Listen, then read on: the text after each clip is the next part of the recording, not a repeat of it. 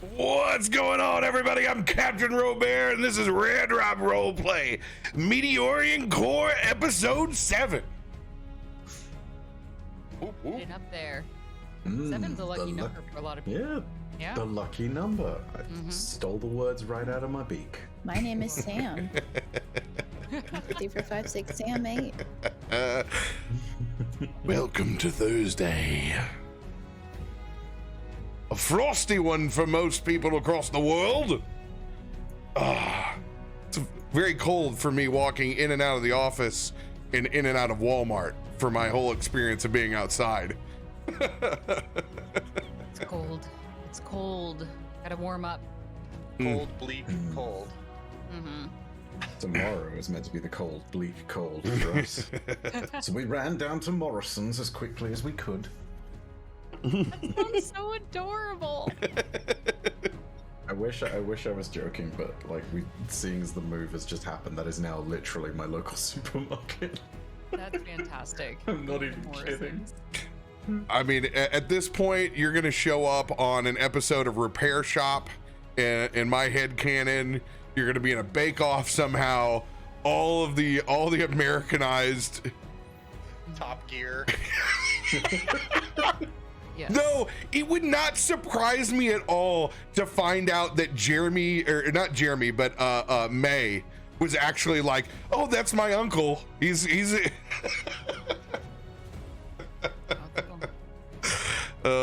good stuff. Welcome everyone. Thanks for crowding in the chat room. You guys are chomping at the bit. I love it. Good to see you all. Announcements, my friends. Who has shows or wares to hawk? Sunday, new episode of D20 Deathmatch. It is the Grand Master's birthday, and we will be doing a certain set of new mechanics that we've never done before. So, brand new shit on the same day. And if you haven't followed us yet on youtube.com/D20 Deathmatch, you should go sub over there. Do it now. I've created some interesting maps, let's say. It'll be different.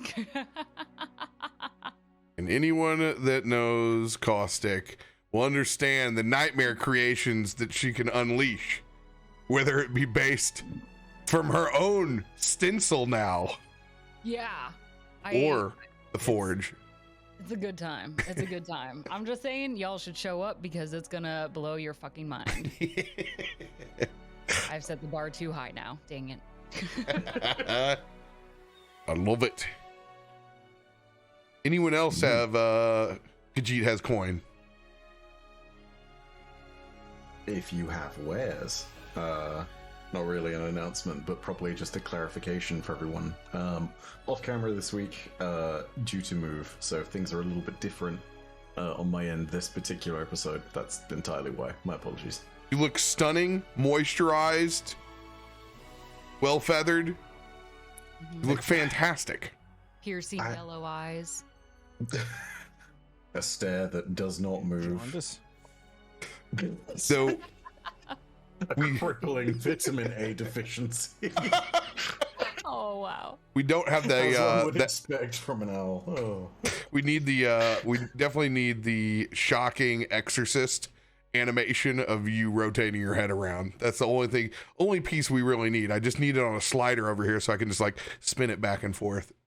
I feel like one of these days we're gonna get art of like super wide-eyed owl with the knowledge that someone has just said the word T and the appropriate reaction has resounded forth. The only appropriate one. Announcements over here. D&D right after this show over on my channel as we play Witchlight at 9:30, 10ish, depending on how we get out of here. Enjoy the fever dream that campaign has become. If it wasn't weird enough after I already put in a 9-10 hours at the office and then run D&D, we have seen it gets real weird. So enjoy.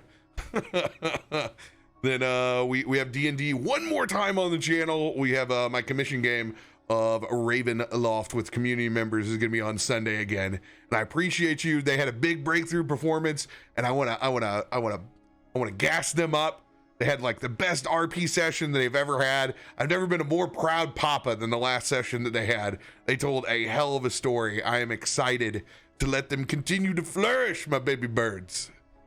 Love it. However, we need to get back in and pick up where we left off last week. On a divine intervention, raising up from literal rock, earth, stone, forming the hand of Helm once again to save our arses. In a difficult situation surrounded by gnolls, we were given a second chance to regroup, heal our wounds, bring our friend Biddy back to life, and fend off more than what we bargained for as they began to conjure their own sort of intervention and reach out to their god of chaos and harm. As you guys were able to dispose of all of them and somehow save yourselves and one individual from the caravan and Reeves. After all those heroics and Toph's final swing,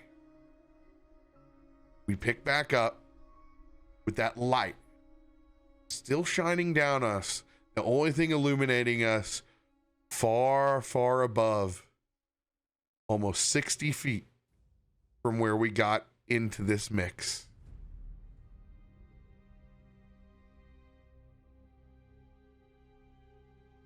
Braum is just going to take the first rock that he's closest to and just lay back and just pop that back.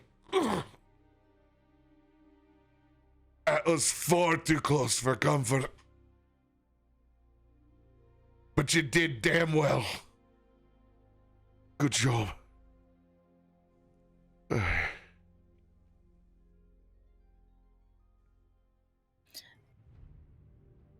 Well, I didn't die this time, so I think a job well done indeed. Yeah, I was gonna mention that you seem to stay alive. You don't need a to lot mention better. that, Jacob. Yep, you're right. She didn't like give him a look. Yep, my bad. Oh, As he just kind of stares off to the edge awkwardly. that was a damn good swing at the end there, Toph. Well done. I don't feel very good. And you can kind of see Toph laid and sprawled out on his back, just barely gripping onto his sword there at the end. I mean, I was down in the ground for a while too, and I didn't think I was gonna get back up. But we're all here. And I feel like that's the important part, right? Yeah. At least we're all here. Where is here anyway? And he's gonna kind of crawl over to the edge and look down. Are we really high up in the air again? I think we're able to walk down this one. The gnolls got up somehow. Well, I guess that's easier then. We just always seem to find ourselves all the way up in the sky. At least I mean, I could always try the knife thing again if people want to test out the transportation No, system. I think we don't need to risk being splatted. I think I'm gonna slide down on my Use butt. the Thank you. legs. That's a good idea. Oh, Are maybe you, that'll work. are you sure? I mean, it worked great last time. Reeves, you weren't there, but it worked fantastically. You don't know what I'm talking about, but it's great for getting down. So Ew. fantastic. Perfect. Nothing went wrong. You Absolutely notice nothing. that Reeves doesn't respond, and he's just looking down at what's left of his buddy Jimmy the Knoll. Just kind of taking in what has transpired over the scariest 10-15 minutes of his life thus far. Reeves? Oh, It is Reeves, right? yes, sir. Yeah. Sorry. Just trying to kind of put all this together, really. Hard to wrap my head around all of it, you know?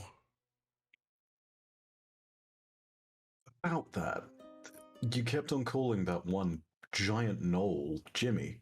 The knoll, was that one in the one that busted out of the caravan?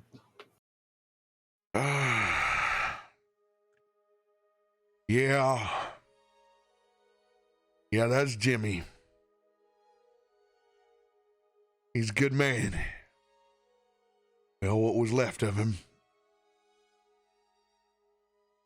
I just can't believe it all worked out this way. We thought we had a chance putting him back there. Wasn't always a no. His last couple runs, things just got difficult. We had a good plan at first, before Jimmy got turned. Just have him tell his wife, going out to hunting camp. Moon's coming up. Easy excuse. We're gonna head out to the Cloakwood. Just the boys. We'd be able to get Jimmy out. It wouldn't hurt nobody.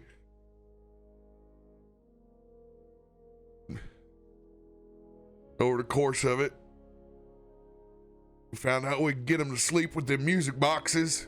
So we started picking some extra ones up from the town down south. And then we started picking up a couple extra more. And then damn full moon just never went away. So he got stuck. Didn't know what to do. We just tried to keep him comfortable until he could figure out what to do next. Well, we never got that far. The goddamn moon never went away until now. Now it costs us everything. So sorry.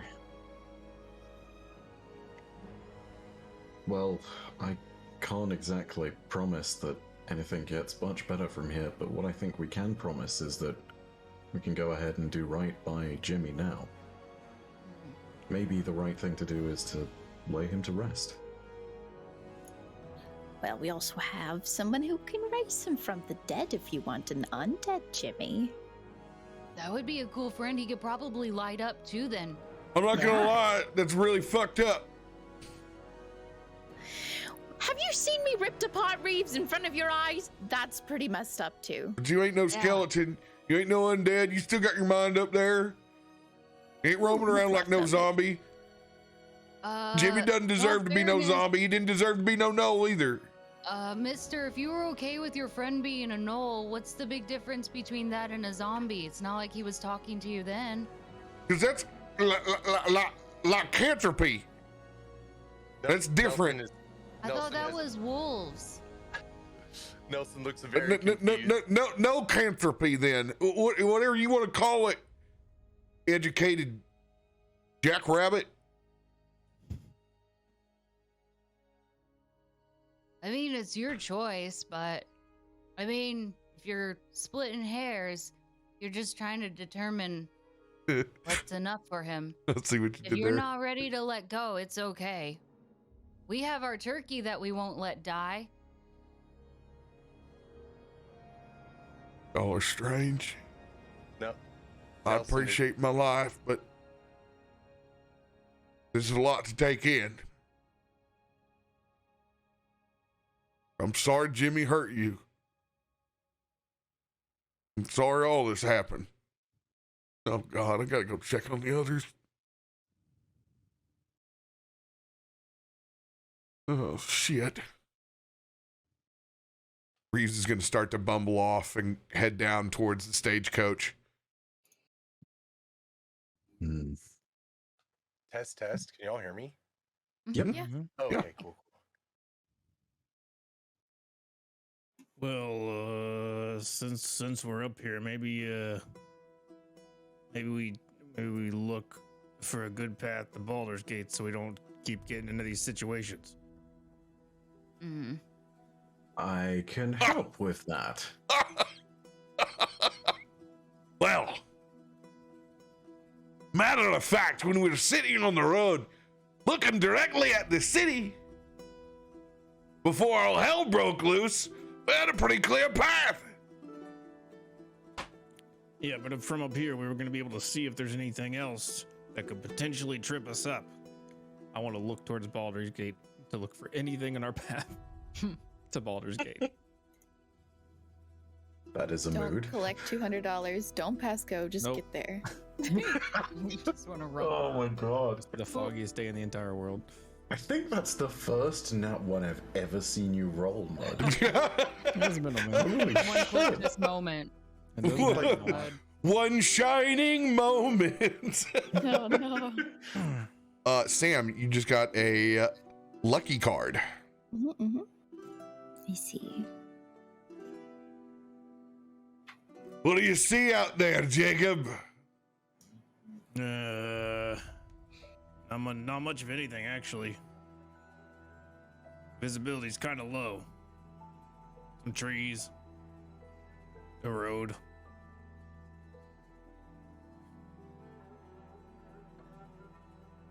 Well, now that he's not here, what the fuck happened down there? Yeah, that's a valid question. Where did that fire elemental come from? That's And- true.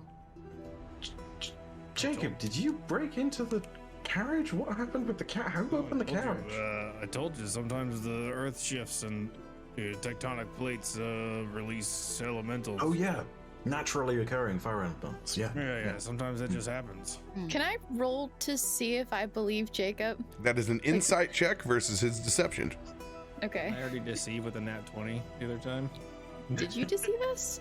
Yeah, Yeah. before this all started. Oh, then never mind. Yeah, that's why. I Whoa, was whoa, like, whoa, oh, whoa, yeah, whoa, whoa, whoa, naturally whoa, whoa, occurring. whoa, whoa, whoa, whoa, whoa, whoa. Okay. You did once, and you did a pretty good job, but all hell just broke loose. 21. I mean, that's You're gonna really roll. good too. We you play to win the 21 game. it is. Well, I don't have. Even if I got a 20, I don't have a plus to anything for It's mine. all right. Just roll your insight. You never know. This is a Okay. gambling game here. Yeah, with that 6. Doing great here. Still sipping on that Jacob Kool-Aid. You're still fixing your head, making it on. Yeah, Is she like? Does she look like a doll stitched together right Oh God. No, We're you gonna do buy not you a look. really You do pretty not look like a filter. doll Like this- stitched now? together. Like no scars. You look Look immaculate like a because doll you were stitched together. you How were do you want to literally raised from the Watcher. You are in the best condition, Beautiful. moisturized in your lane. We love to see. Oh, good. Okay, so I don't look absolutely grotesque. You're not Frankenstein's Yeah, I was saying, am I average-sized monster. Frankenstein? No, you are not. Like a I'm actually Chucky doll. Sally. That's what Like happens when we someday. have to Alex, take you we all into the thought- city and get fixed up. That's when you get the cool scars. Came back from that god spa. Mm. Baby That angel increase spa. increase your intimidation moving forward. Damn, today we learned that Helm really cares about exfoliation. It's important. Get those dead skin cells. Yeah, man. He's a licensed esthetician.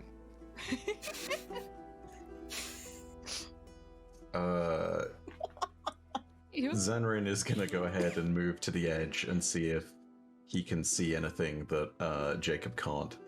And considering that there's the finger of this hand down here, I'm gonna see if I can jump onto that.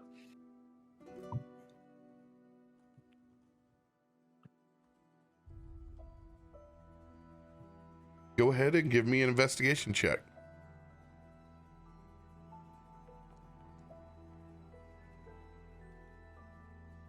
(22) Staring out into the darkness, roughly 60 feet up above. You can see the road into town. You can see the cloakwood behind you. The final bit of wane from the moon, no longer full as it has been for a course of days now. since we've come out of the forest. A pathway lit, illuminated by nature. It looks like a lonely road through mostly meadow and windy paths, small rock outcroppings, a handful of hedgerows. But it doesn't look like there's any danger on the horizon.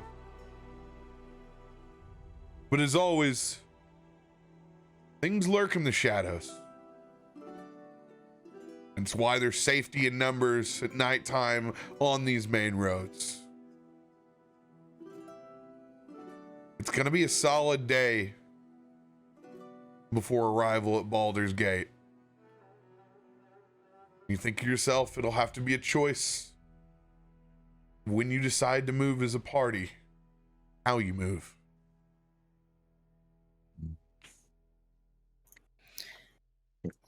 Seeing that we're really high up, Biddy is gonna kind of just sit down on the ground and be like, well, you know, I don't think anything's coming out of the woods to get us up here if you want to rest for a bit.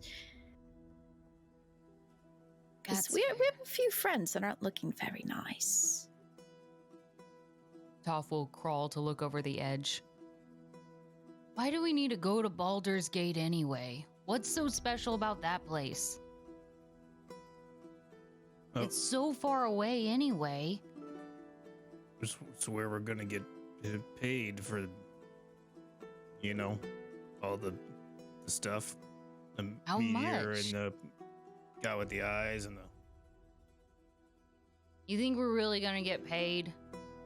I don't remember getting told how much we'll get paid. Do you all? Did I write? I didn't write that down. We're getting paid? We're gonna look at Brom. He's sitting there with a smile on his face. Hopefully they haven't drank it yet. See?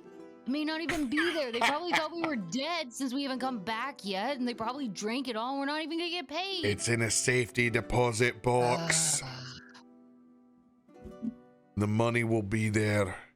It's How part much of my is it guild. anyway? Am I gonna be able to buy a castle or something? You're not gonna be able to buy a castle, but it'll be able to get you by.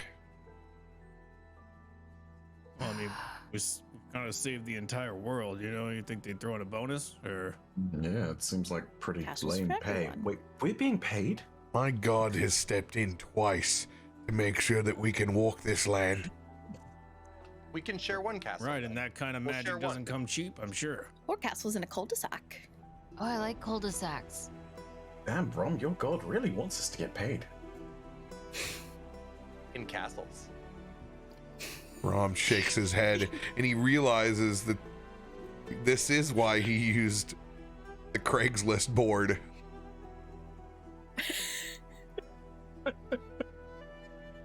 While accomplishing great tasks come at great folly. How much money are they giving us at least? You really put me on the spot there from episode 1 from 7 months ago. I didn't make note of any actual pricing, if that helps. It appeared out of a portal, man. Yeah. I was wasn't Any there of for us the getting paid expected to be around this long. I was about Yeah. 6 beers deep before I got into how much I was going to pay you for the 3 shot. I don't think we even remembered how we got into the tavern at the start. You guys were all on the board. You guys We were just just took a there. job. I didn't even let you guys have agency on it. It was just, you're taking a job inside Baldur's Gate. I want to say that it was around 1,000 gold pieces per person. And that's what I'm gonna lay it on. That's a castle. A grand spot. That's at least a house, you know, a small house, maybe. Maybe a. Jacob, you don't need a small hole in house. the You have a ground. necklace. I mean, I need somewhere to hang my necklace, you know. So about this contract, correct. I never signed any contract. Is that going to be a problem? Yeah, I'll be dead honest. You just kind of came out of nowhere. I'm glad you did, but good news. The other fella kind of disappeared, so if you want his share, I have no problem signing it over to you. I mean, what was the fellow's name? Silas, I think, right? Did one of you shout Silas at him when he fell into where I came out of? Oh god, he fell back through that. Oh. I miss Oh, him. no. He was very enjoyable to be Yes, around. Speaking of, where exactly did you come from? I don't think we ever established that. Let's worry a little bit less about where I came from and more about what was We've there. got time. But that's what you said Yeah. last time we asked. Give us a story. Toph is gonna roll over on his belly and kind of like flip over and stare at you, his ears flopping over to the other side. I want to hear a story. It's dark and scary up here. Okay, alright. I need this animation. Well, have you heard of the Feywild and the Shadowfell? Okay. Yes. They are magical other places. Not quite like here, but at the same time, quite like here. You'll find that when you end up in the Feywild, things are just a little bit stranger. But when you end up in the Shadowfell, things tend to fall with a lot of danger. Oh, And here's the thing. What I was hunting with my family in the Shadowfell was not exactly pleasant. And when I fell through, it was on the other side. And, well, you see, I didn't quite realize that there'd be anyone there on the other side. And, how exactly did he fall through? Did someone trip him? Did he fall? Did he run? I just have to know how culpable I am at this point. I don't think anyone's gonna miss him. I don't think any he didn't say anything about having any family or friends or anything like that. So no, we don't care. And Toph is actually you've seen him slowly sneak closer and closer to you, kind of entranced by your story. Is that why you have all these knives that you? And he's like trying to search and figure out where you hide those knives on you that you keep just appearing with. I'm gonna look around as I presume you're like at this point like basically ruffling through my pockets very much without any care for what's going on. It's just These like are my pockets now. Yes. no, Are you a hunter and you use all of them? Where did you keep them? okay. Do you mean these? I'm gonna pull out the short sword. Or do you mean these? And in the other hand, I'm pulling out a psychic knife. His eyes just kind of get entranced on that psychic blade that you have, and his jaw drops open and he's just kind of gaping. He's a mouth breather for a hot second. To try and kind of confirm the suspicion, I'm gonna start moving around the short sword, seeing that you are still not moving as I move it around, and I'm gonna move around the psychic knife and watch you eyes just follow it. Just like, okay, so they are indeed talking about that one. Can I touch it? He's gonna try to hop up a little bit. I mean, you can try, but manifestations like these work according to intent. The intent of the wielder, so be careful.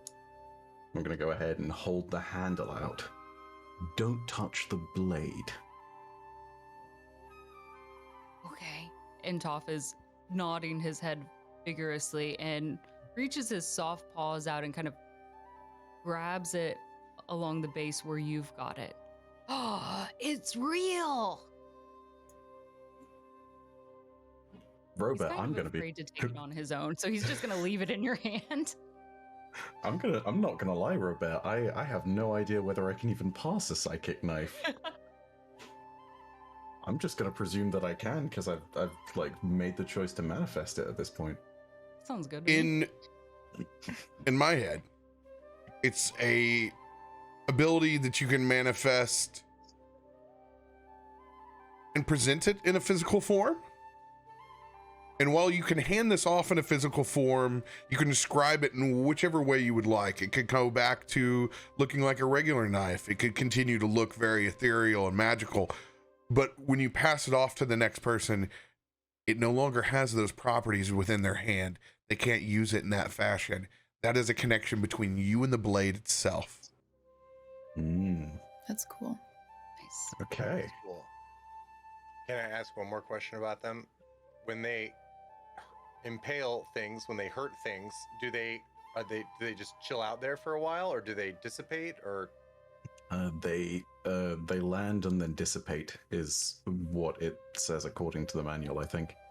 Cool. And it's also the way I've been playing them, so it's they'll like I throw them at a guy, they get stuck to a wall and they disappear and they just flop. So that's the way I've been rolling with them at very least. This is the way.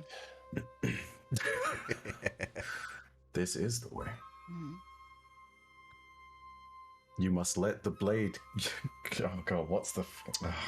Never mind. I'm not gonna spoil a very good episode of Book of Boba Fett for people. Spoilers. Can I actually hold it? You can, but again, be careful as I'm handing it to you. When it's in your hands, nothing is gonna happen. But be careful as you grab it. While I'm still holding these things, they are still sharp. Okay. And he's gonna grab it with kind of both hands, and the blade going downwards as he grips it. It's really light. He's gonna look for a bug on the ground that he could try to stab. Does the knife turn into like a butter knife knife after you let go of it?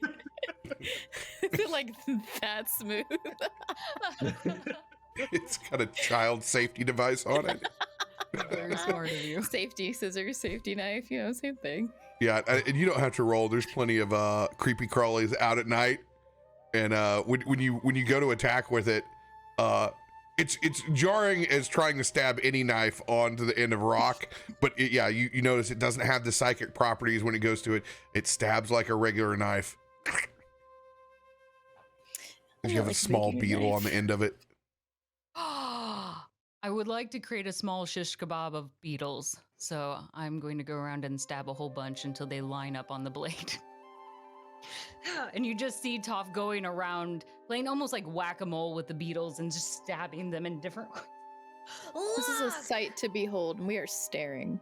I'm gonna just look at Brom and Biddy and Jacob and Nelson and ask, is this normal? Should we stop the? Did kids this age do this? That's our little champion. Look, it's so colorful. I mean, this kind of behavior is usually indicative of either a genius or a serial killer. So flip a coin. Why not both? Nelson reaches Maybe out a an arm genius and serial tries to animate the bugs on the knife. Their legs still move. As they're like trying to like push each other off the knife. Kevin number 1, Kevin They're number shooting 2, off and just- Kevin number 3. Just like jumping off and running away. Please I'm feel gonna go free after him. in the community for any of our artists to create a beetle with Kevin's head on the front of it, like Beetlejuice. Just manifesting that out in the audience. Toph will present back to you this blade now bejeweled with colorful beetles all along the blade, dripping with blue and green juice from the beetles. Thank you. I think. It works really well. It's a good blade. Thank you very much. You can stab 7 beetles in. That should kill most things, right? Yeah, 7 beetles. I mean, I'd love to upgrade to an 8 beetle knife one day, but 7 beetles is good for now, for killing minor deities and terrifying gnoll monsters. That's true. How many? Okay, here's a better question though. How many beetles could you stab with your sword? I'm gonna very carefully pull the knife back and sort of gingerly sort of hide it from Toph as I evaporate it. You're trying to distract the small child. Yes, I'm absolutely trying to distract the small child with the shiny. Toph will pull out his own blade and just all around this circle kind of in the outskirts of the light of Thomas just be smacking beetles, increasingly frustrated because his blade is a little bit too thick to be able to stab through the beetles, and it's smashing them more than anything. So you will find splatterings of these beetles all around. But at least no one's getting any beetles in them tonight when they sleep. Grubs up, eh? Yeah. So Toph will just be in the background, whacking beetles. Hear the subtle sounds of in the background. You know, Jacob, based on the aptitude of this one to actually kill monsters, and based on everything I've just seen, I do think I'm going to go ahead and ignore the coin cost. Coin toss. Did I say coin cost? Yes, I did. Serial killer. Maybe also genius. That's why we should be scared, but definitely serial killer. I mean, I probably would lean the same way, given that, you know, the whole, like, bones of his mother thing, but, you know, it's just, it definitely gives the serial killer vibe. Has anyone had a childhood like Toph's?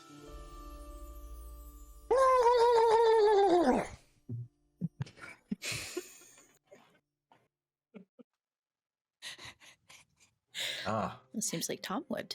Thomas. Share with us your backstory. Thomas hops up over on your lap, feeling slightly neglected.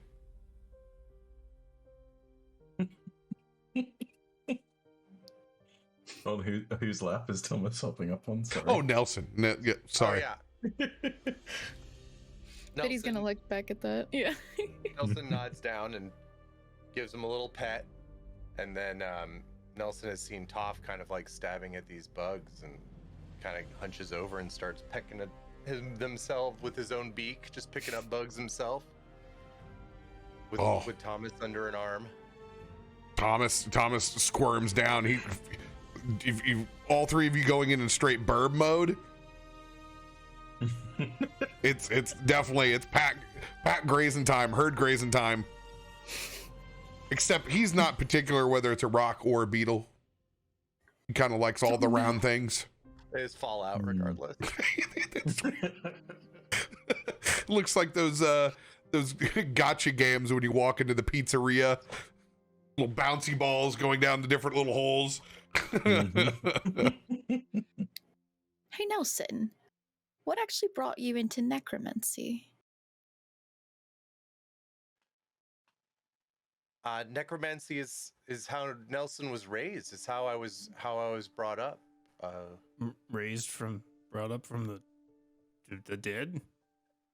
Are you dead? I come from the woods. Is where I was hatched, and this has been a part of, you know, how I was brought up. Oh. So you probably have a similar upbringing to Toph. Yes, except I think Toph was upset when I brought her mother back, or his mother back.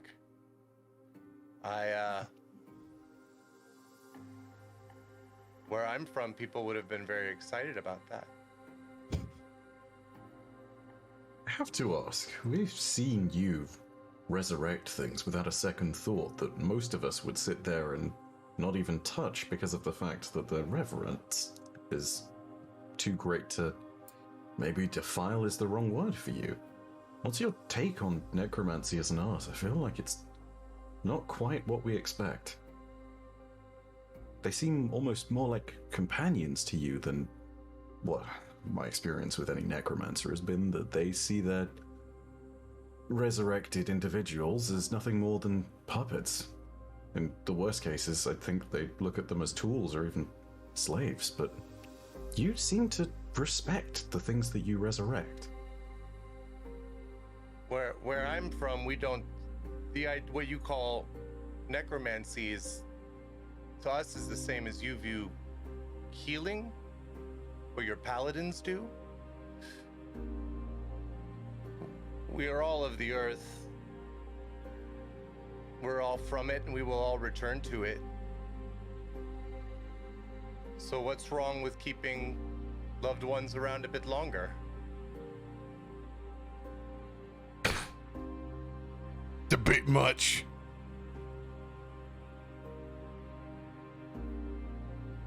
Say what you like about the utility of things. Your loved ones aren't there anymore. Well, I'm sorry you see it that way.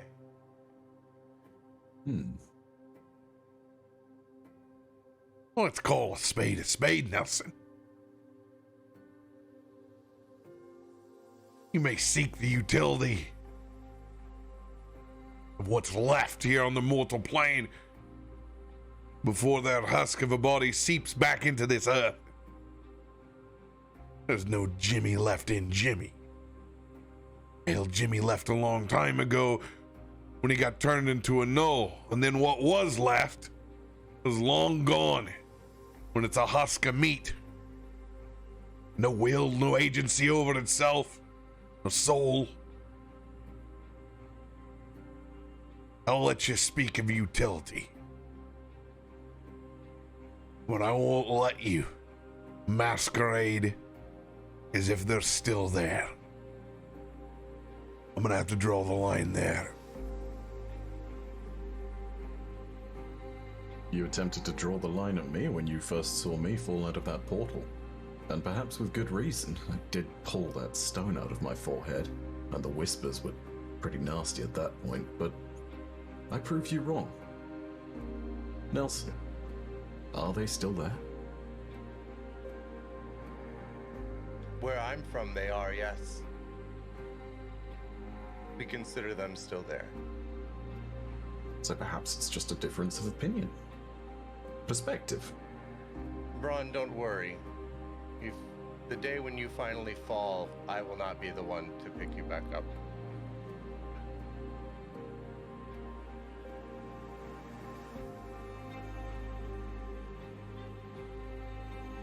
He lets those words soak in. Don't worry. Just as many of us have fallen, the day that you do,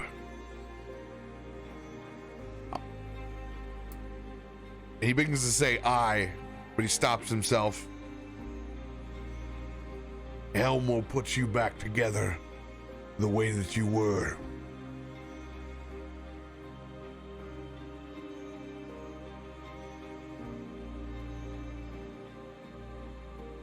Now, speaking of the dead, it's time to go tend to some unlucky folk. If you want to join me, I could use some help getting a fire together down below. Toph will stop for a second. I thought we were staying up here because it's safer. It is. But I'm not gonna let ravaging beasts come around here because we have dead bodies and animals laying below. I'm gonna go on the pyre. And I guess it'd be nice to not leave Reeves alone. I was gonna say, I took a look out towards the road. By the looks of things, it's clear if we travel in a group, it'll be safer. But in the darkness, it's impossible to know exactly what's going to come for you. If Reeves is down there, I suggest we go and, well, keep him company. He's just lost everyone. There's not even a horse left.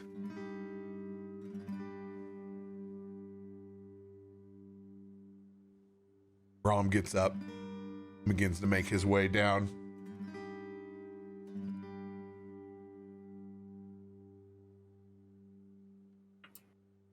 Biddy's gonna get up and follow.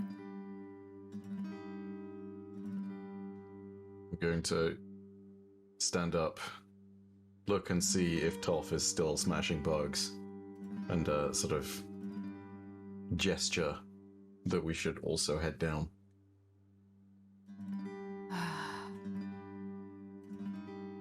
Okay. Well, one moment. And Toph is going to take a small moment and just look back up at Nelson. Did you really think you were doing a good thing with my mom?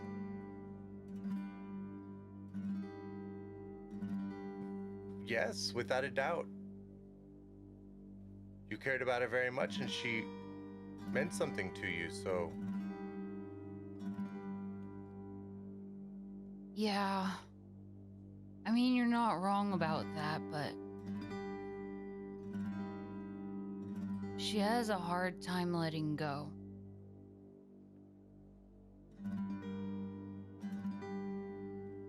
I know you were trying to be nice.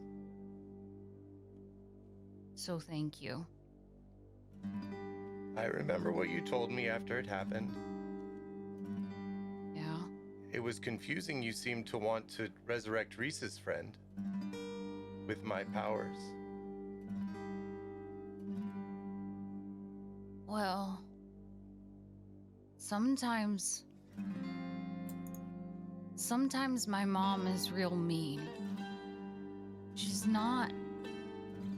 I mean, she's my mom. And you kind of see that he tucks the skull of his mother back a little bit behind his bag, a little bit, kind of pushing it out of the way and out of sight. Sometimes she isn't always very nice. So it can be scary to talk to her. I don't know. But she's my mom, so I have to love her.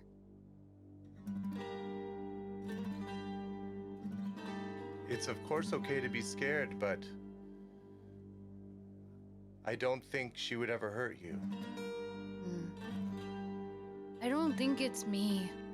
I would be more worried for you all. Because she didn't want to help me save you all.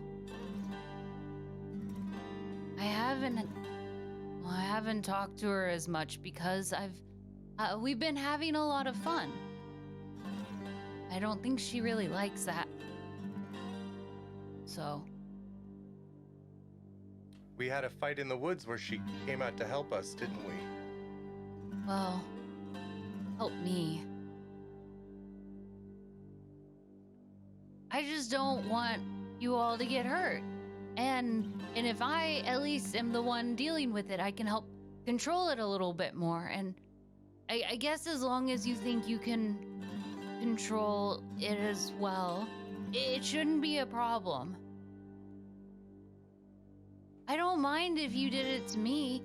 In fact, I think it would be really cool if you did bring me back from the dead and you could have me do really cool things and then things could stab me but it wouldn't kill me and then I could glow in the dark and I could lead the way and be like a cool night parade, which would be really awesome. I'm okay with that.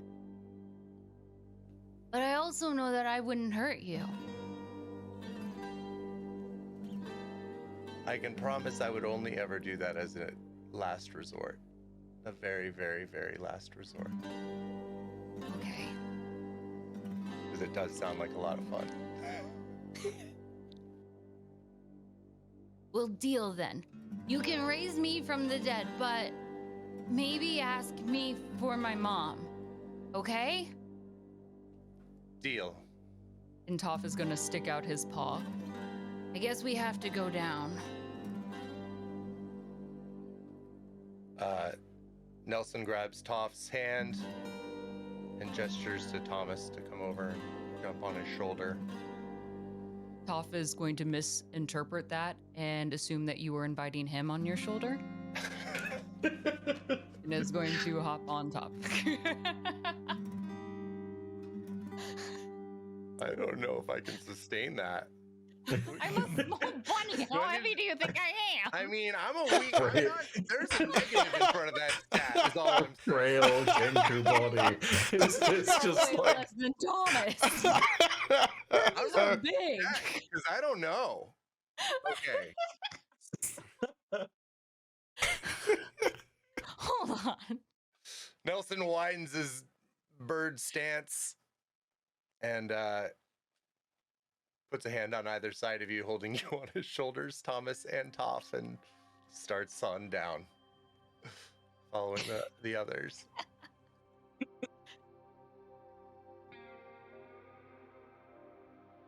It's like an animal lighthouse at that point. It's fantastic. We're our own zoo. It's a light sauce based turkey on top of a rabbit on top of a king. Oh my gosh, all the Thomas, sorry, blood. like- Oh god, yeah, there's so much blood. Oh. Oh my god. I like the bit up there. Is that from me? Is it bitty blood? Bitty blood and a lot of scorched knoll blood up there. Mmm, Is the coagulated. fire still going up there? That's a word, coagulated. There's definitely some simmering cracklings up there. No doubt about it. Zanrin is going to pull out a psychic knife and very briefly try and find the place where there seems to have been the most viscera, the most death as it would be from that particular fight. And he's going to draw the same symbols as was done previously. A circle with images and glyphs that nobody can quite understand. And then when everything is done again, stab it through. It's going to disappear. Nelson's eyes go wide, looking at all the corpses, and he gets kind of excited, and then he stops. You can tell he like stops himself, and then looks up at Toph, like almost asking for permission. And you can see him and his ears almost flop excitedly to watch this magic. Yeah, you should do it. By the light of Thomas and his cerebral pincushion holes, you can see Reeves is just over hanging on the one horse that is surprisingly still alive.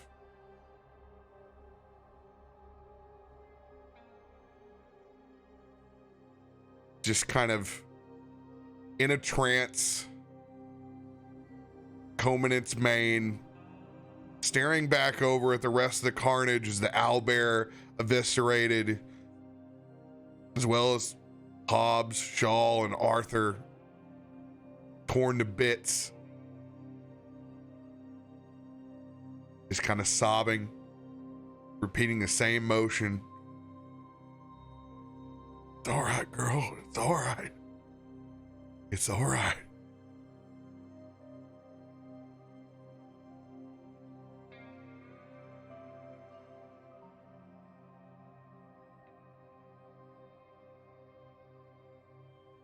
Brom's gonna slide down. Fuck.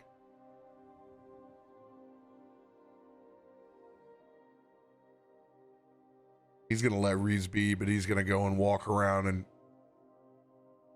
take the scene in for himself. See just how bad these individuals are.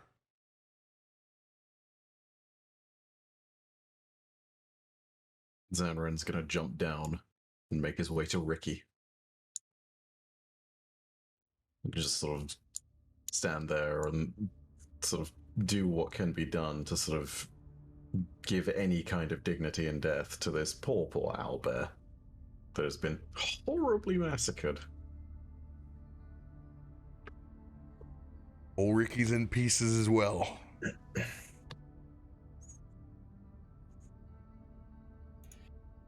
Biddy's gonna look down at the blood that was from her. And she's feeling really distraught seeing that. So she's gonna kind of bend down and touch it, and like just move some of the dried blood between her fingers. And she's gonna start just kind of talking to herself. And it was really close again. It's not yet time, and I still have stuff to do. And she's just gonna get up and kind of dust herself off and look around.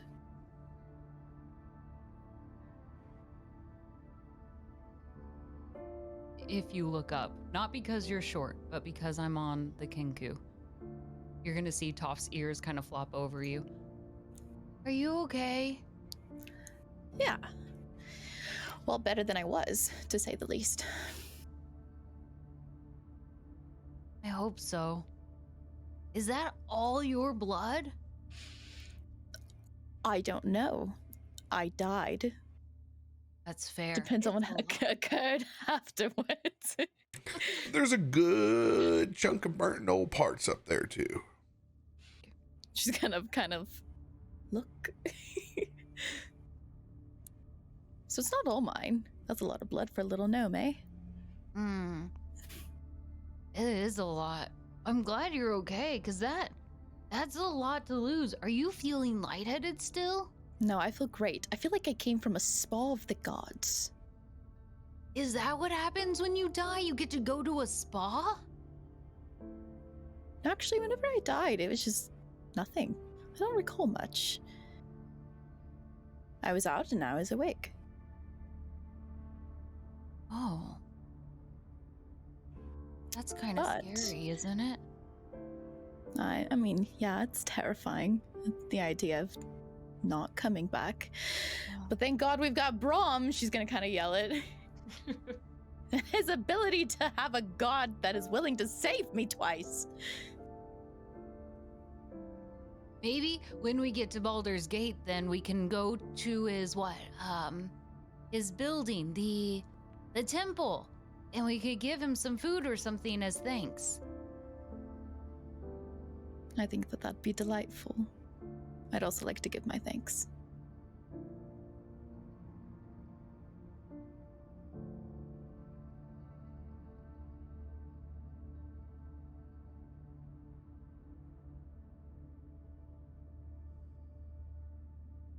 Brahm's just going to shake his head where he's kneeling. Doesn't have the magical strength, no 5th level spells. Can't help raise these bodies in rough condition. Too far gone and too long dead to be able to revivify.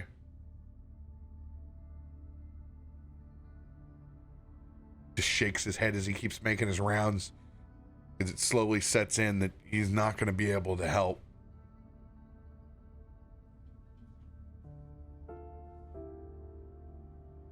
Hasn't approached Reeves about it yet, but he's slowly making his way finally over to the owlbear.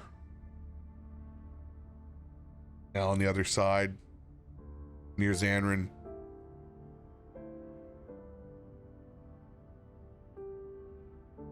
I don't think I'm going to be able to help any of them, Xanrin. With everything that happened, I'm just astounded we even have Betty. I really did think it was all over at certain points, you know? And that was one of them. Time to count our blessings, indeed.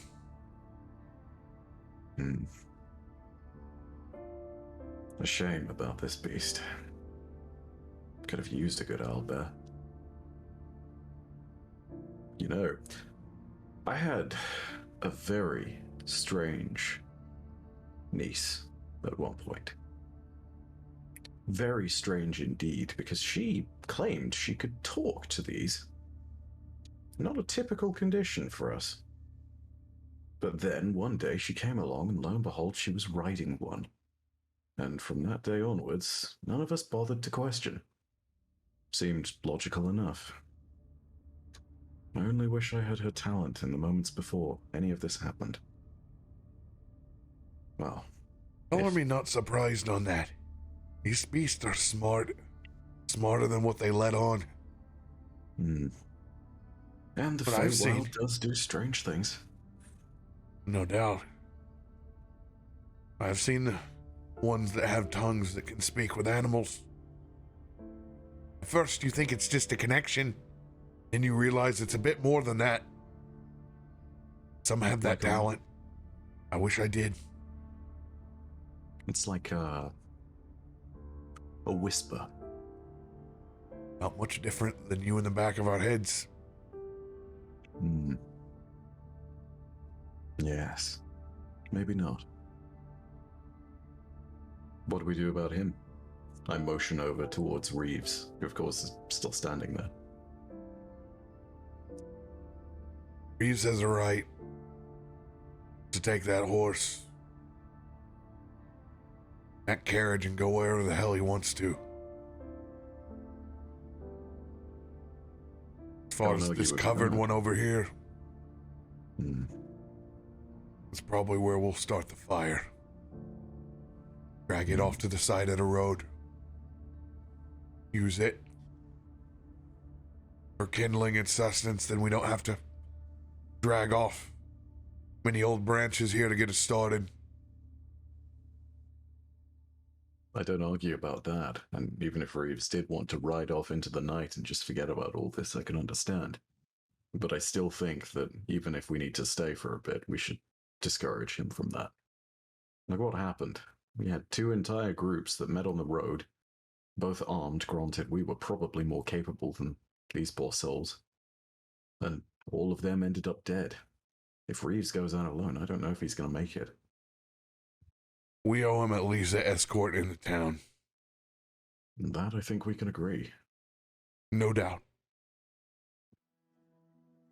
No doubt. An agreement on that. I'm gonna go head over to Reeves and let him know and see if he's in an agreement about taking the last better question. coach out of the 2. One last question, if I may. The moon, up top, finally starting to wane just a little bit. Aye. Did the Watcher, something to do with that? Seems to be a little unusual as of late, and this is the only thing that's changed it. Your guess is as good as mine, but in my heart of hearts, I believe so. I do. Well, Haley Aries was inside that forest for a reason, and she was hunting monsters. And she had no less than 8 silvered hatchets.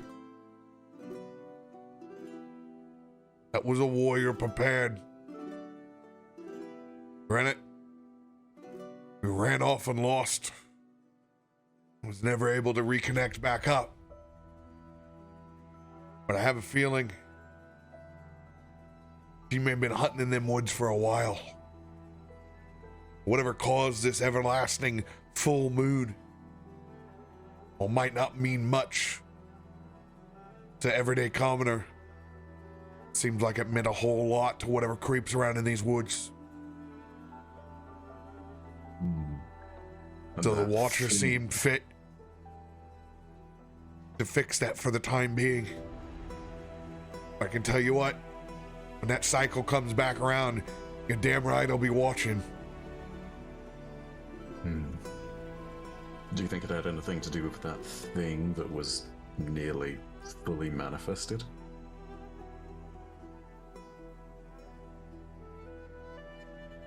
I think what goes bump in the night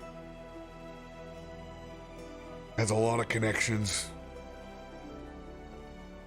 What was in them woods wasn't right. But your guess is as good as mine. For that, I wish I had Haley Aries' brain to pick for a little bit longer. But like everyone else, we enter the woods, we leave the woods, we forget about the woods. It's all until someone goes back, goes on a deer hunt, goes to chop some firewood, goes to take the children fishing, when it all comes back to roost.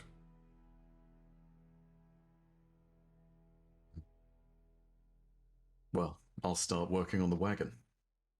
I'll leave Reeves to you. Aye.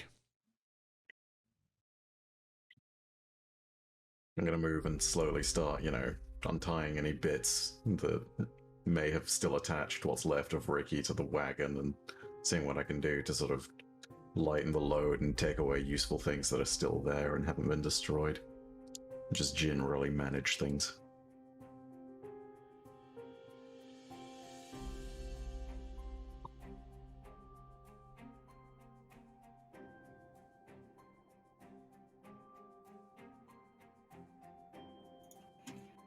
Biddy's gonna hop down.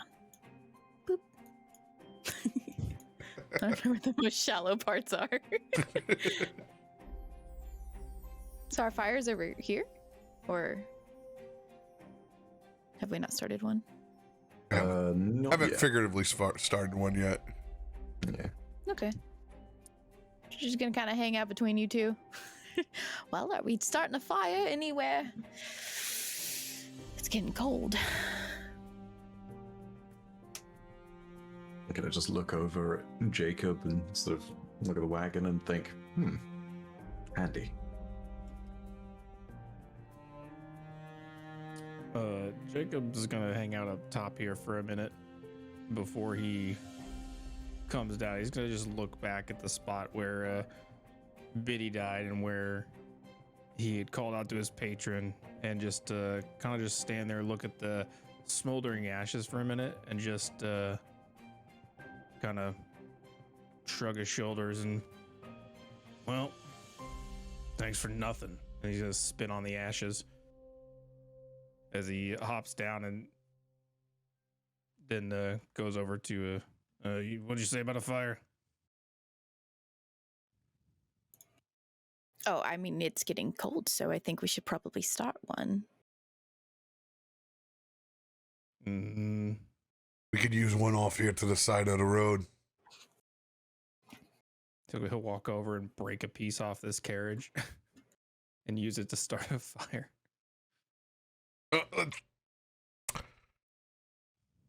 Yeah. It's Probably- already banged up anyways. Well, it's not our fucking choice, Jacob. Reeves, I'm assuming you're gonna want to take the better of the two wagons. He doesn't speak, he just kind of nods his head. Yeah, that's where we're gonna start the burn pile.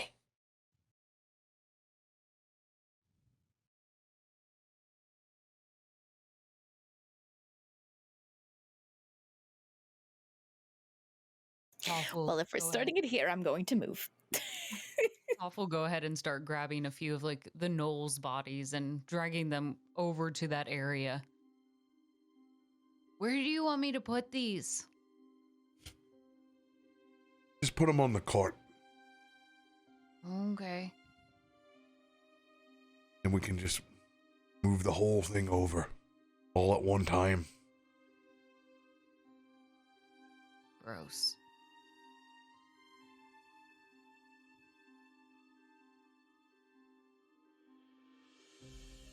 Nelson looks over to Braun. We could have 2 horses, if you'd like.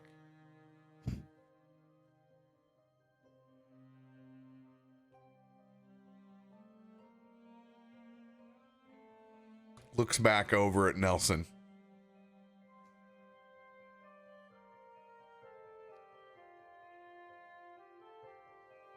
They already don't like animals inside the city, let alone undead ones. If I could pass that thing off in a certain way, if it were to help Reeves out, I'd let you do it.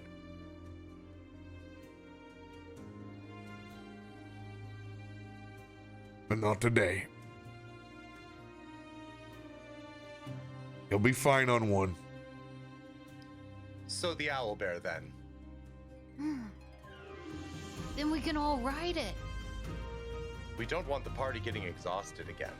Yeah. We haven't had any sleep. Brom is going to step up, and he's going to get up, you know, about torso level with you because you're so tall. He's stupid tall. And he's going to stare up. I'm going to tell you once. That's it. If Reeves wants his owlbear back, then that's fine. You do what you want with it. But you don't do a damn thing unless you ask him. Do you want me to ask him, or do you want to ask him? I don't want to pose it wrong and then you get mad at me because I... Put your big boy pants on, Nelson. It doesn't save the world. You don't need mommy and daddy to speak for you anymore. As Brahm's gonna stomp off and continue grabbing knoll parts. Damn, son. So Nelson turns his bird head over to Reeves and, Reeves, if you'd like, I could bring back your owlbear and horse to pull the wagons. I thought Brahm's short feller said he couldn't bring him back. He can bring him back. They'll be back, but what I've learned from my companions is they might not be the same to you. Well, yeah, they're gonna have some scars. That's all right. That's No scars. chicks will dig it. Oh yeah, they'll look gnarly. You can bring them back. Well, like I said, my friends have told me that they may not be the same as you remember them. Well, yeah, I can't even see his face. He's in pieces.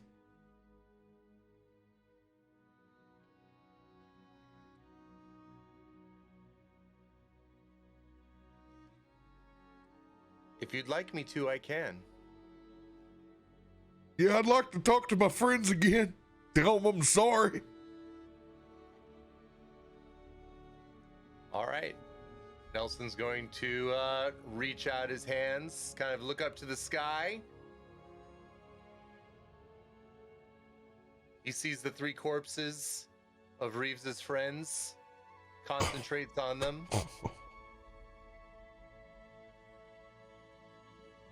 Hobbs, Arthur, and Shaw. Hobbs, Arthur, and Shaw. All getting zomboed.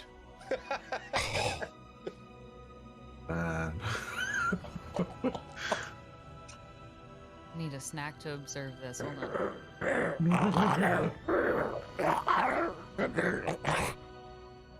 Oh, Hobbs, you coughing up a lung over there, buddy? I knew it. They had enough magic to get. Oh, what the is that? Oh my God!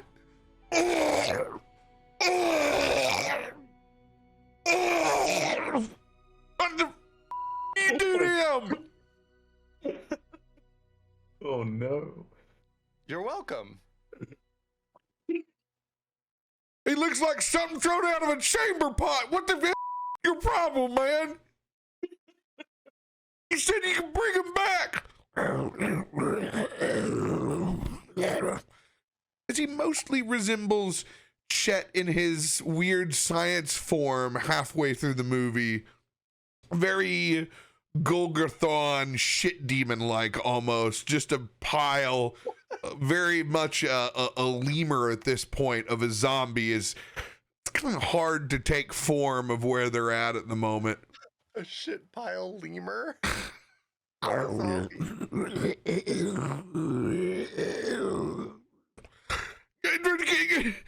didn't want this. What? You said you can bring him back. God damn it!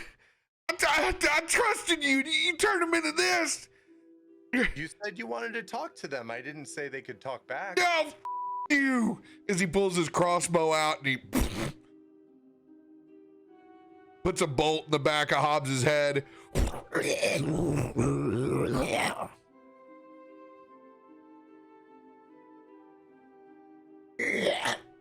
Oh, what the fuck? Put him down! Put him down! This ain't right! He is gonna start unhooking his horse.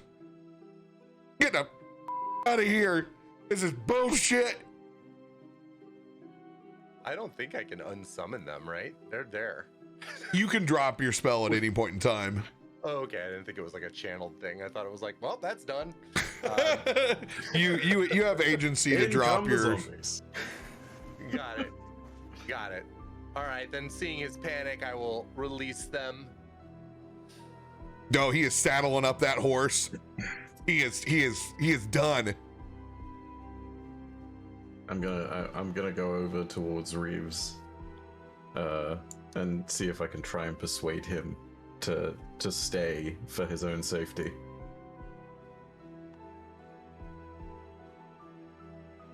Reeves, hold on. I know what just happened. I know everything that just happened. But keep in mind... Reeves, do you want that horse or do you want this horse? And I animate the other horse. Oh no.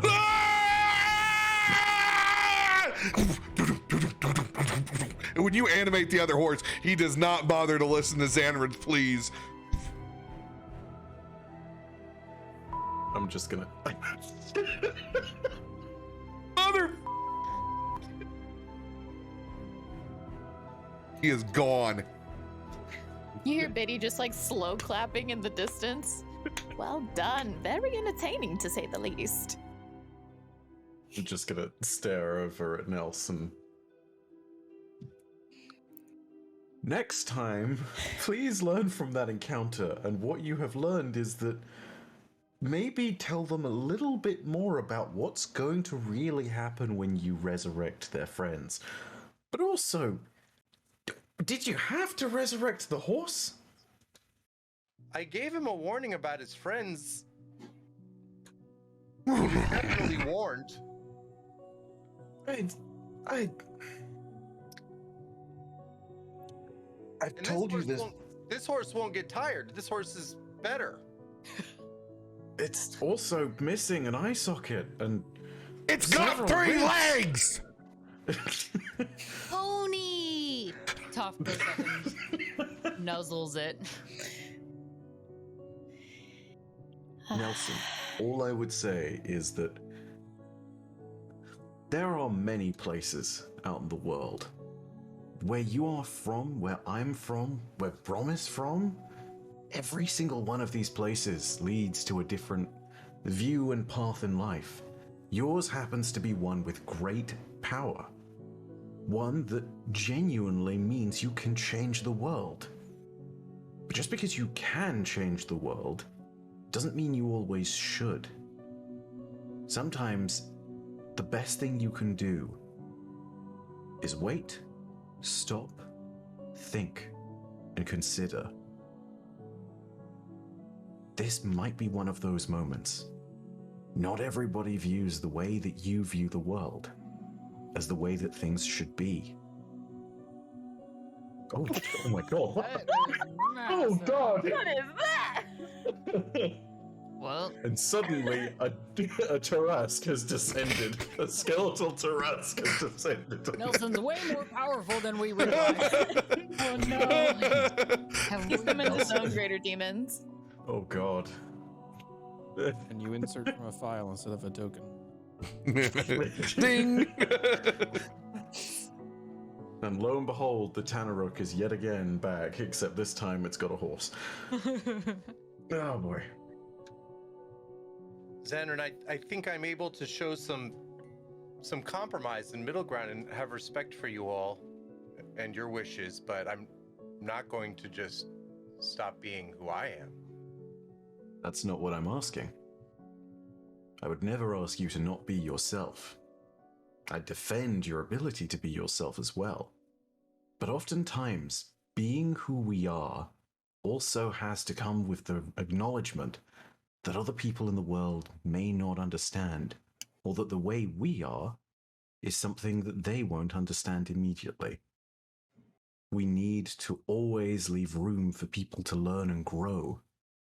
People will take a moment to learn and grow, especially when they think of you. It's Yeah, not normal in the places we've come from for death to be so natural. For you, it's I presume at least, a part of life. I understand they can take time. I bet Reese is doubting his decision on which horse to take right now.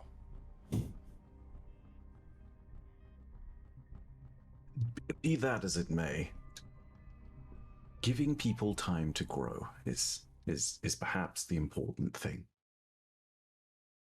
There's always room in the world for a little more understanding.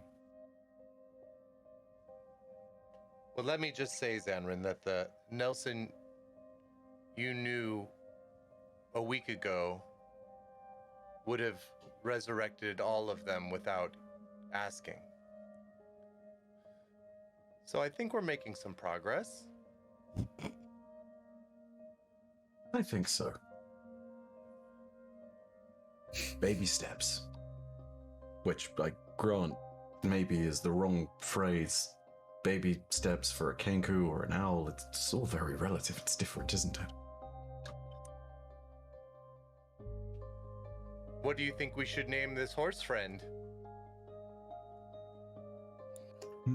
I think Skeletor would be nice.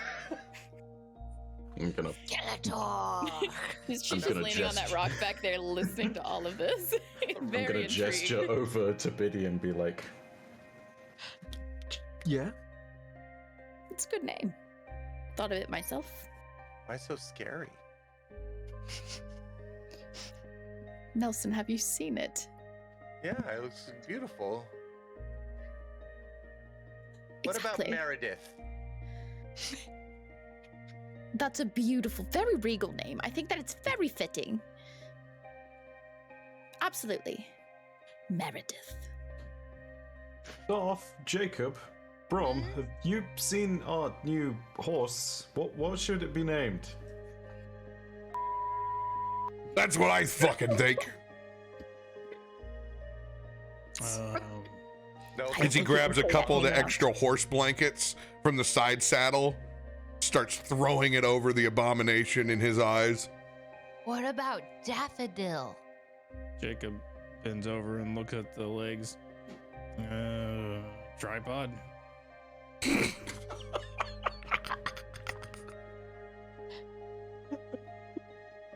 Did you want to pull the cart, Brom? No. I don't want Okay, any good. of their personal property. Actually, have we ever named one Corey? Oh, I like that name. You know, we've had our Corey. Kevin and we've had our Ben. Should we have a Corey? Mm-hmm.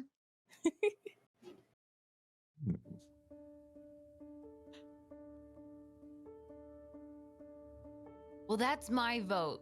Toph is gonna raise his hand. I like that one. But she's gonna smile at at Toph. We can combine them. Meredith can be its middle name. Corey Meredith. Ori, Meredith, and what did you say it was, Brom? Corey Meredith. Rolls off the. Yeah, Sorry. that. I control myself. Corey Meredith, the third. Three.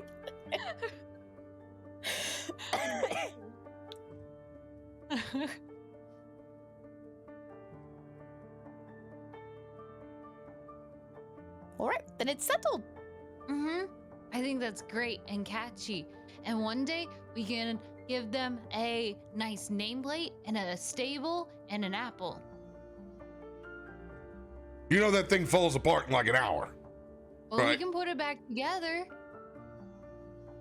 I mean, technically, Nelson could just keep racing it, right? Just pick a different bone.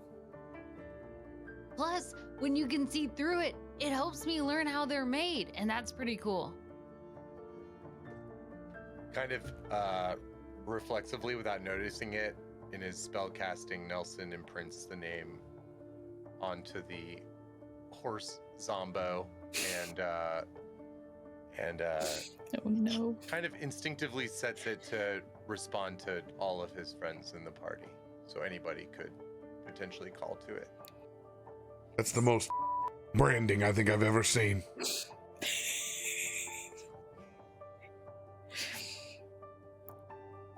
This group never gets old. It's always a good time. Be a lot more innocent if it was our own damn property. Well, considering that everybody's dead and the other one has run off, I would We say let him off because he fair. turned his friends into a pile of living. That's what. I asked him like you said, Brom. Yeah. And you still ain't got it figured out. I want nothing to do with that hellscape carriage.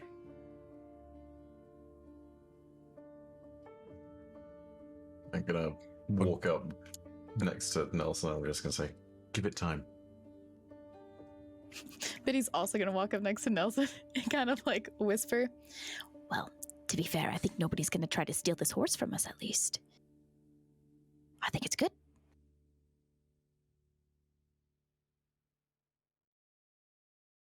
Nelson just kind of looks down thankfully and puts like an arm around Biddy's shoulders. it's like a far reach. she without you noticing, but she stands up a little straighter to try to get more height so that it's like it's fine. Just the tips of his fingers brush you. It's kind of weird.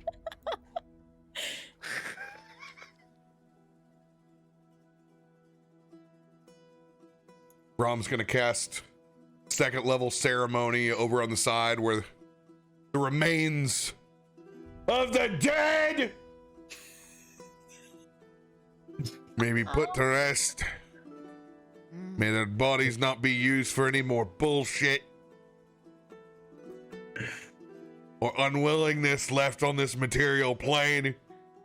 May they not have to haunt as a never-ending beast of burden for the rest of their existence. And Helm, I give all the praise. Let these poor unfortunate souls rest. As he grabs his shield, I'm going to bed. And Brahms, grumpy, past 10 o'clock dwarven ass, slowly begins to make up that slick rock face. Athletics with disadvantage.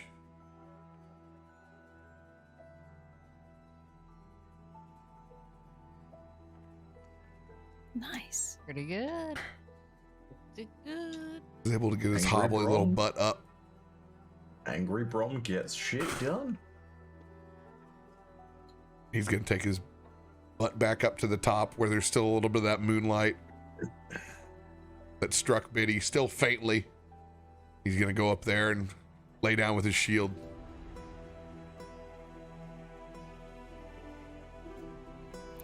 Well, if we ever want to make it out of this area, I think we should all try to get some rest. Still got about a day's travel worth. Yeah. Toph is actually going to look and see if he can find any of the last music boxes. You don't even have to roll on that. You got the whole cart full of them. Please. I would like to put one in my bag, and then I'd like to take one, and he'll take it up the arm thing, mountain, whatever it is. And he's going to take it apart tonight, kind of studying how it works. Just Go trying ahead to and roll understand the a. mechanics. Do you have Tinker's tools by any chance? I do not. No. Is that something that you Toph would have? You would think? I think so. His goal is one day to open his own toy store. So Oh, of yes. course. So yeah, so you would have some Tinker's tools. Go ahead and just make a roll with your proficiency check, plus your dexterity. That is the most wholesome shit I've ever heard in my life. Oh my god. Toys. repair shop full circle. All right, and then we'll add the proficiency, so that'll be a 12.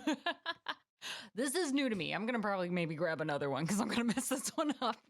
But you don't necessarily mess it up. It's just you're beginning to figure it out. It's like the first hour with the Rubik's Cube in your life, and you're like, you know what, this is really cool, and it's mechanical, and oh man, how it makes this part, and those little parts that you don't understand. It's fun. It's something for you to study. Cool.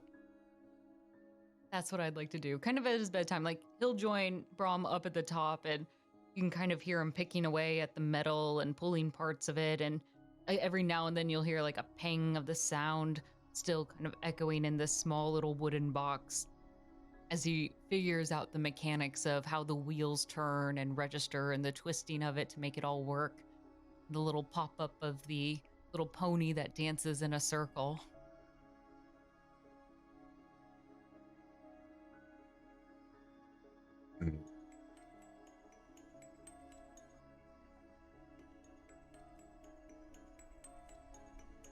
Oh, there's the music box. I can hear it. I hear it. Creeping. What is everyone else doing? Now that you have a carriage with a very undead horse, with a small to medium-sized horse blanket draped over its shoulders,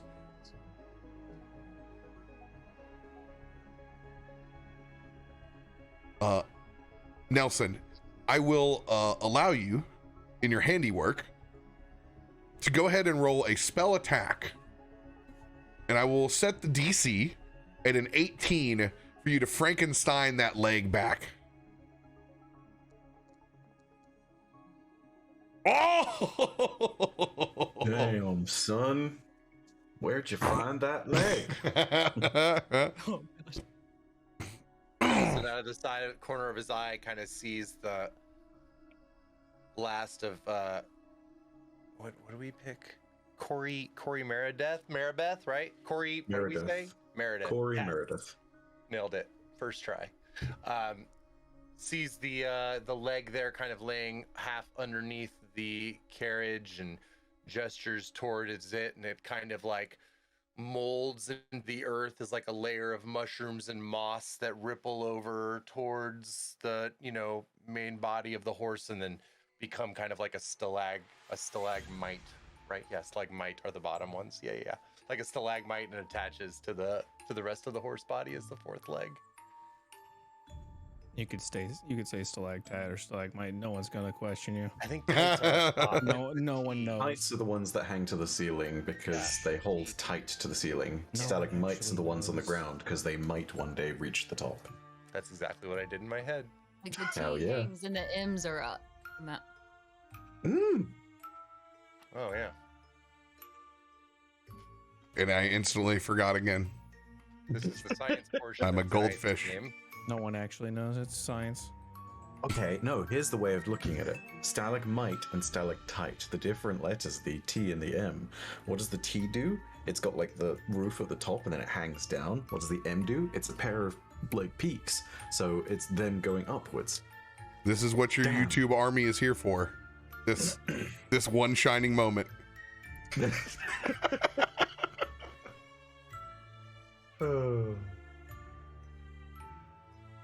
Yeah. What would you like to do with your undead stagecoach of stolen goods? Sell them. Are they really stolen or are they just reappropriated? They were abandoned. That's not stolen. Are they inherited?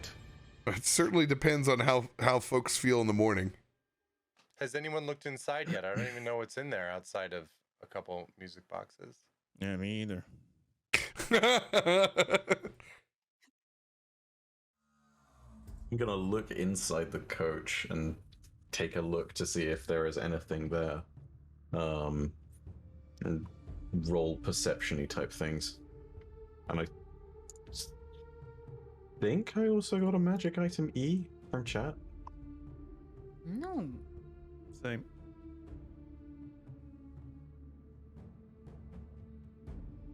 I like how you preface this. I'm looking and I deserve something I'm nice. looking, DM, inside the stagecoach with the item E. With the sign on it that says this thing. Robert proceeds to right-click delete his magic item list. An item E's worth of homemade lye soaps, ready to be sent into the market, Robert Paulson style. I don't know what that means. May he rest. If I were to look having 2 magic item E's, what would I? Two Sorry. pristine music boxes, unknolled. Now go ahead and roll an investigation check on the inside of this carriage as you begin to investigate for the first time. I am so sorry. J- There it is. One, I love that you have the reverse dice now. Yeah. The no. I mean, Jacob, So of all rude. people, you should be well acquainted with the inside of this. Now, uninterrupted, allowed to rummage through wherever you would like. Do these carriages have like a compartment under the seats?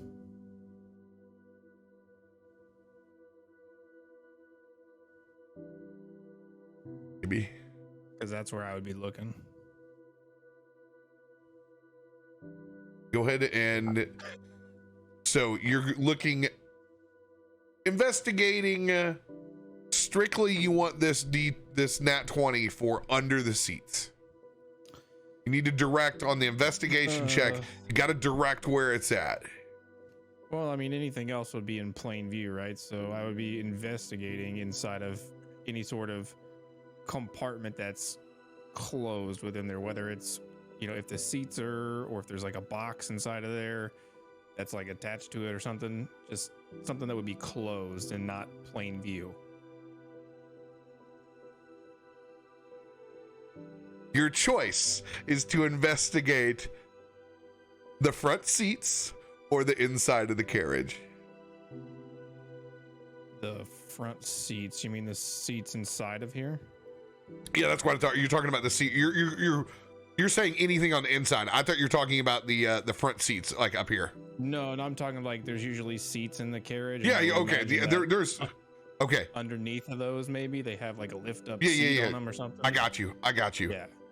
I understand what you're putting down now. I thought you were talking about like the highwaymen's up here in the front. Oh no. Oh no. yeah, I did too, because in the back of my brain it was just an empty spot where a giant gnoll would sleep. Like, Xanran, you're able to do a good job of gathering up music boxes and kind of clearing off as you pulling them one by one out. In total, there's about 30 of these things left after the one that Toph has pulled out. Jacob, the one thing that you notice is they've definitely been using this to bed down Jimmy for a while. There's a lot of pet hair and dander from that knoll in there, and this thing hasn't been cleaned out in a hot minute. It smells rather knollish inside. You're able to open up the seats that flip up in the back. I want you to roll a 1d10.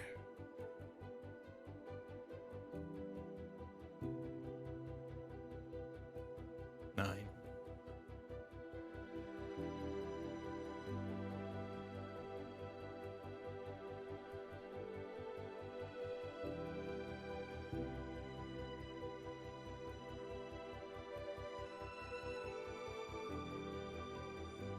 One second while I pull up the generator.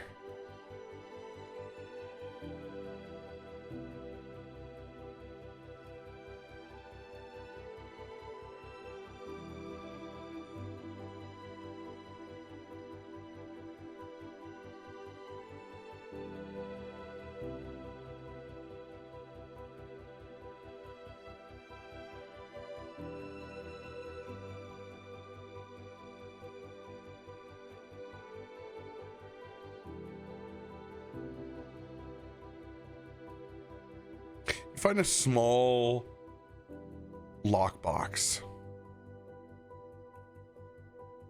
underneath the back.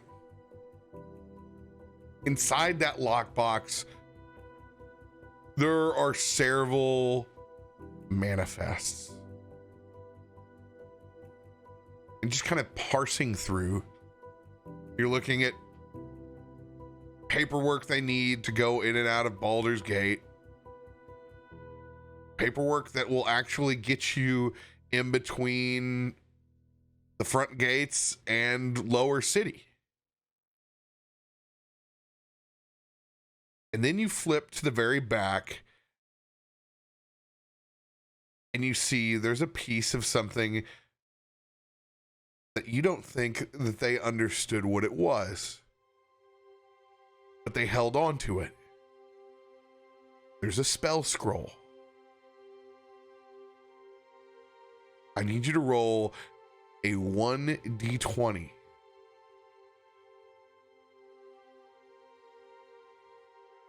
$16. 16.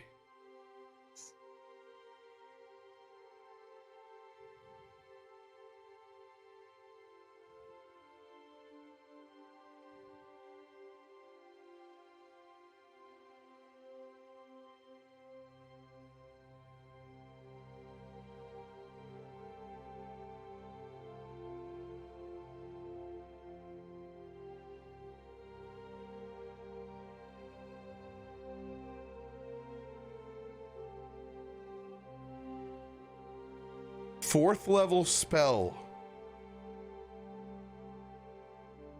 Raltham's Psychic Lance. Ooh.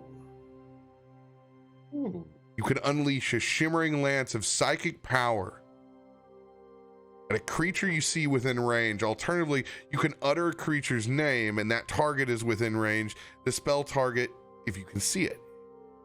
If the name target isn't within range, the lance dissipates without effect, but it must make an intelligence saving throw. On a fail, that takes 7d6 psychic damage is incapacitated until the start of your next turn. Dang.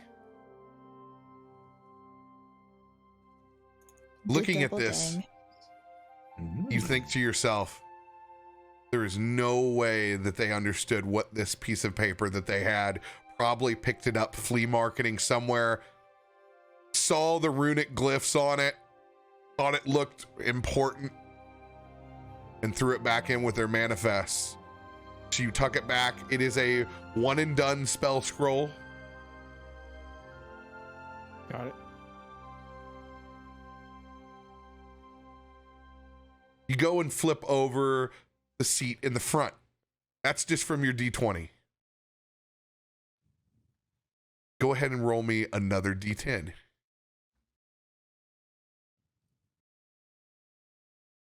10. 10. I give it a 10. Good dang, good dang. I was just imagining the Hicks with a spell scroll. Psychic Lance. Sounds like that mushroom we snorted at Geraldine's birthday party. Oh gosh. Hey Arthur, what do you think these picture things on here mean? That's a pretty good voice. Glyph? I ain't heard no glyph. Look at this. Look at this hick accent on Bife. Look at this. I don't claim that it's great, but I did marry someone from Tennessee, so maybe that's why. Welcome to Americanese. Oh, I'm sorry. Jacob, you find a fine tapestry rolled up underneath the front. One incredibly ornate and far from the style of anywhere near this region. As you give it a good pop,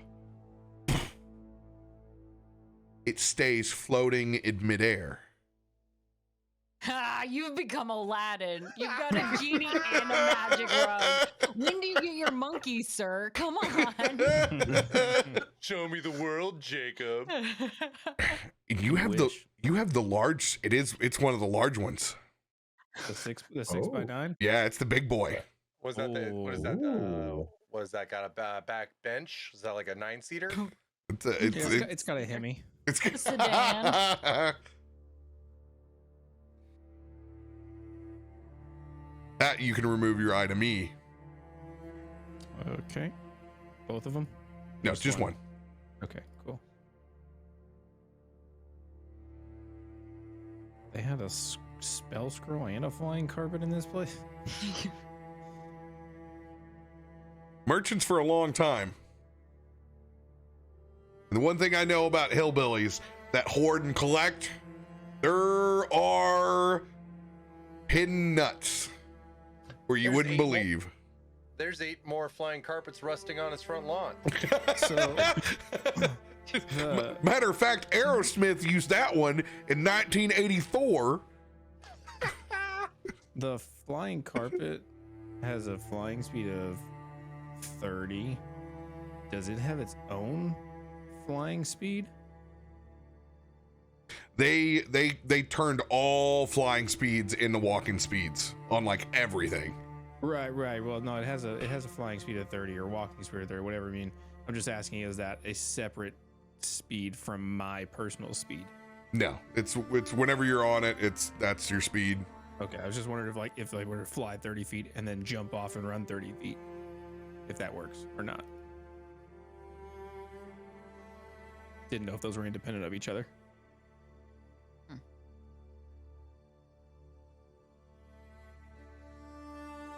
No, because we do it like a mounted, like a mount.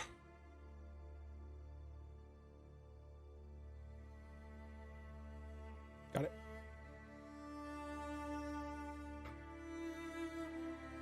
Xanrin, with your 12.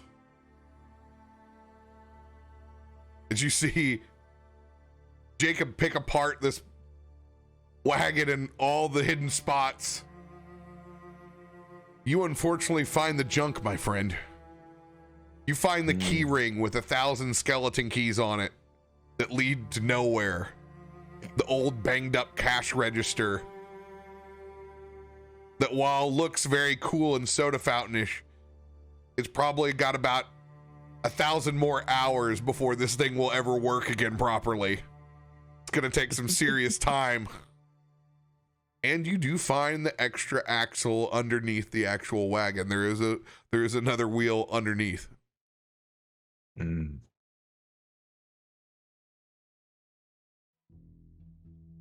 Well, I'm gonna hold on to those skeleton keys by the looks of things. And you said it was the register? It's an old time soda fountain cash register. You know, one that's real nice, one that reminds me of back home. It's just I ain't sit around the time to get it, worked out. I'm gonna put it in that old dime store that I've been piecing out and putting in the back of my yard. I'm kind of making like a theme to my 1920s growing up. This old dime store, kind of soda shop looking. I just ain't got around to the time. You could throw it in that trailer that we put on Airbnb, and the tourists will think it's real mighty cute. I sure would love that sign. Can I try and break it? Is there anything inside this thing? Can I try and break it open? The register, that is. Oh, it's already broke open. I mean, there's nothing. There's nothing in there. It a matter of fact, it won't close right now. Got a little a little spring keeps kicking it out. It's in bad shape. Dang. I'm gonna go ahead and pick up the skeleton keys for later. Actually, this is stupid question. Can I see if there is anything worth keeping within the skeleton key bundle? Because I'm presuming this is a massive bundle of keys. And it looks like a bunch of junk, but Hmm. You know, there's a couple of them that look pretty cool. They got some ornate designs on them. The other half look like the landlord's old keyring. I'm gonna go ahead and pocket the keys because at this point, why not? You know. Maybe If anything, it might make for a good red herring and a disguise down the road. Precisely. Looking around at the contents of the thing, I'm gonna go ahead and can I ascertain what the total value of the remaining music boxes is? What's your background, Xanrid? Less of a rogue that deals in petty theft where necessary, but What's one of your those moments official where D&D it's- background? The soul knife. Oh, actually, No, you this is mean your background. Yeah. Let me Music see if I've box got that in my collector. notes. Music box. Yeah, right. Yeah. Let me take a look real quick. See if I can find that in my character sheet. There we go. amateur assistant to Antiques Roadshow. Yeah. The only thing I have left in my description from way back in the one shot is that I'm a criminal of Baldur's Gate. That's the only thing I've got is feature criminal contact. Yes, feature criminal. This is something you can absolutely use. You know what these things can fence for, and they are mechanical of nature, and in any rate, they are a great way to keep time, and that has value as well as the actual parts inside. Do you, looking at these, at least 10 gold piece on the market fenced, probably 15 to 20 retail. Can I have a forgery kit. Can I forge something that implies ownership and the ability to sell these? You absolutely can go into those manifests that Jacob has and take over that bill of goods. I don't believe I'm going to be sharing them outright. Here's a better question. Do I know that he has the manifests? No, you don't. At least the document that gives free passage between the gates. I don't know that I would necessarily share that. I might just stuff that in my pocket. What a Yeah, so I mean, if I don't know that he's got anything to do with it, I mean, you know, I might, yeah. he I'll burnt toss the other papers out. he burnt this country music award, and he's he's taking it home with him too. So you're throwing out the other manifest. So you're keeping you're keeping papers of access, but you're throwing out the bill of goods. Yeah. Anything that's not necessarily, I don't know, necessarily useful in terms of gaining access to parts of the city, or obviously the flying carpet's hard to hide, but it's a giant carpet. Carpet ain't on the books, man. You got a few carpets in that neck. I don't care about the manifest and the goods that are in the cart necessarily. I think for me the access is more valuable. Yeah, so I mean, you're going to be able to find those papers that are getting tossed out. Okay. You can absolutely use your background to switch those the bill of goods over.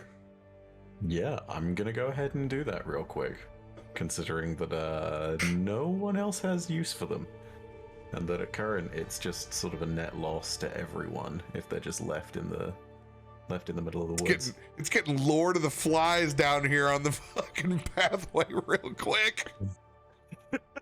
I mean, we're taking the coach. That's coming with us, you know. Might as well. Might as well sell the shit. We burned all the bodies, and the only reason they were even collecting the music boxes was for Jimmy. So I mean, this is my reminder as your DM to let you know that you are not inside a video game, and there are consequences for your actions over the course of inside of a world. What are they going to do? Put him in jail for forgery? Yes. Find out. Next episode. Those could absolutely happen. But I imagine he's probably better than getting busted, since he is highly proficient. Anyone else ransacking your now very murder hoboed scene? No, Biddy wants to go to sleep.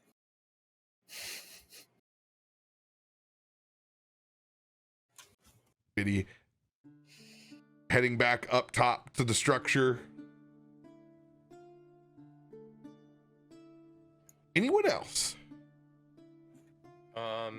Nelson gestures for Thomas kind of like uses his wings to jump off the cliff and fall down onto to Corey Meredith's head. Kind of there, yeah. Like a dead turkey headlight. You know those. Isn't this getting Hellraiser? And with our sentry in place, Nelson kind of follows back to also rest, having only had a few small beetles since combat and feeling rather tired.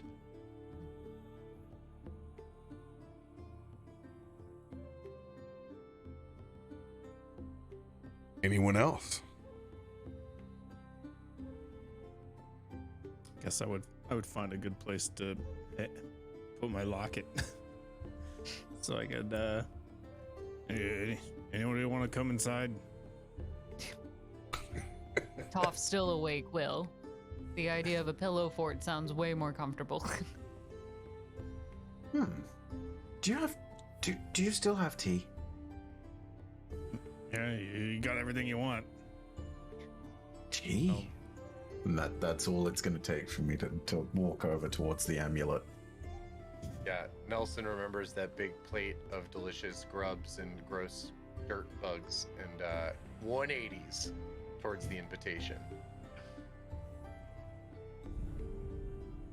All right.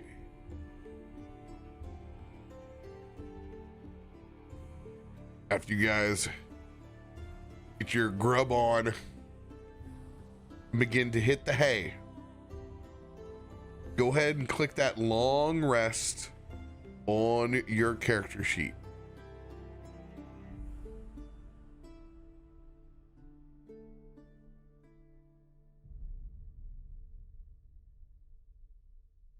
Who all has gone inside the locket and who is sleeping outside? Inside. Inside the locket. If you're about to bring out danger, I'm going inside the locket suddenly. I don't think that's how it works. No, you get, it's your choice. I mean, you would go for creature comforts, correct? You've had a long arduous day. Get me away from everything. I'd probably put it somewhere safe in the hole of a tree or like buried under a pile of rocks or something. All right. Oh, you guys get a good rest inside the locket. Waking up, go ahead and roll a Constitution saving throw.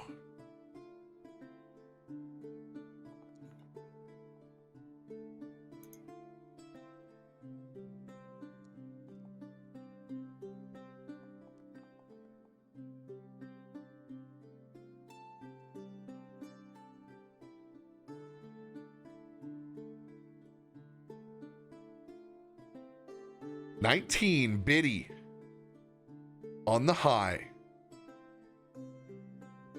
Waking up.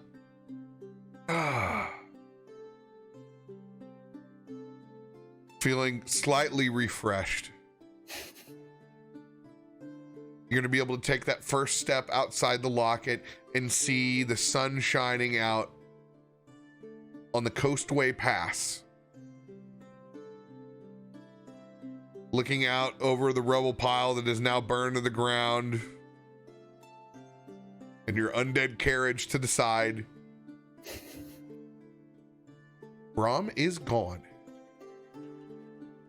And I will let you guys go and take your restroom break and go refill your beverage.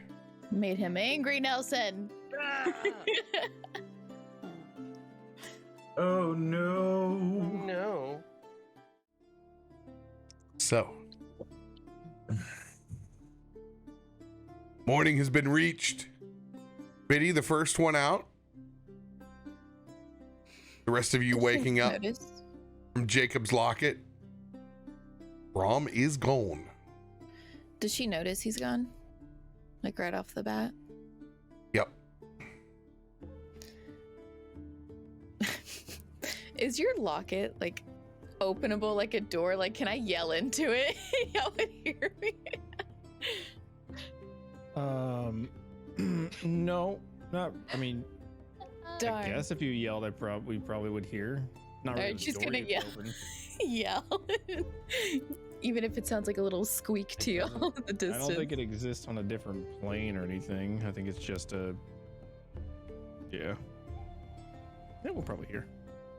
All right. Well, she's gonna open up the locket or however it functions for us to get in and out. And let me put the mic away. She's gonna go. You need to get your butts out here, Brom's missing! Jacob Go wakes ahead. Up. He's probably just off on a walk. Toph will panic because he hears the panic in Biddy's voice, and his ears will pop straight up, and he'll almost jump, like the fur on the back of his neck stands up. Oh no! And he'll hop out to join you, sword in hand. What do we do? Where do we find him?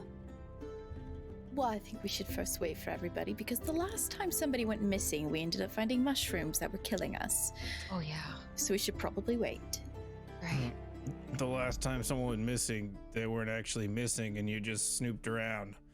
And maybe that's what we're doing here.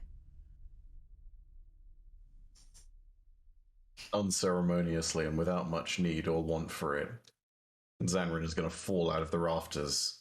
Tea! Huh? What? What? What? What did I miss? Oh, we spilling tea out here, baby. What? Okay, I'll be right there. I'm just gonna collect myself and stand and dust myself off and shake the nonsense from my head. But considering I'm an owl, I'm shaking like 120 degrees to the left and like 300 degrees back to the right. It's like nearly full head rotations. Biddy and Toph, you can both roll perception checks.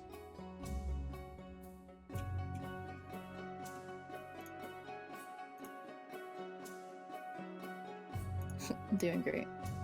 We're fabulous right now. Look at us. It is Four the eyes up morning. here. I'll get out. He's vanished. You Nelson. both see no sign of Braun whatsoever. You don't see his shield. You don't see him. You look up top towards the hand. Doesn't seem to be up there.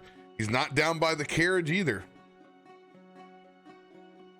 Well, great. I wonder if Nelson scared him away or pissed him off. Oh, that's true. They weren't getting along, were they? Not at all. I thought it was actually kind of funny. Yeah. They really got under each other's nerves, which is really silly because they can just do their own thing. Nelson comes Yeah. out and was like, under my nerves? Your feathers? Wait, we were upset with each other?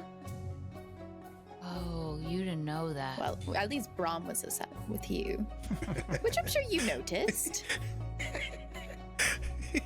He was I know he didn't was ruffle your mad. feathers, but you ruffled his. What was he upset about though? Probably because you weren't wearing pants. I haven't been wearing pants the entire time we've been together.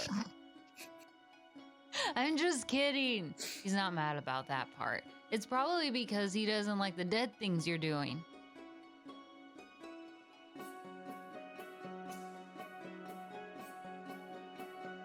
It didn't seem to be an issue on the Meteor. That is very true. Things I wonder were a what Brom's little going through. different on the Meteor. Well, did anyone see where he slept? Nelson's not at gonna all. be looking around, investigating the area. Go ahead and roll an investigation check. We're doing awesome. Oh, we're not gonna be able to find him. You go up to investigate, but it end up doing a little bit more burbing than actual investigating. You know, it's a good early morning pickings. Well, I don't see anything, but I don't think we should follow Thomas again. Noted. That didn't work out great last time. Well, seeing as it worked last time when I tried... I'll be right back. I'm gonna go ahead and fly up into the air and see if I can get a view of where Brom might be with a higher altitude. Roll a perception check. Yes.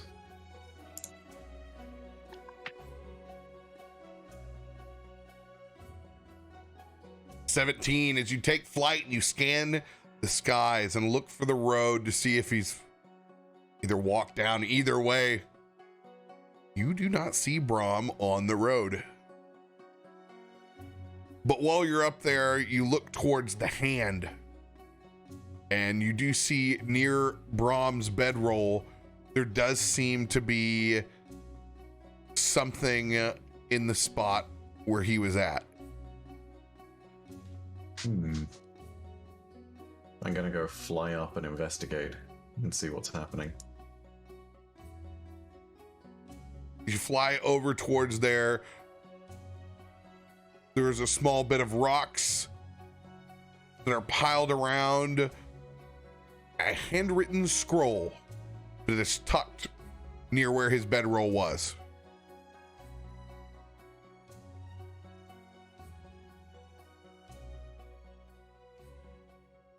What does the scroll read? Can I pick it out?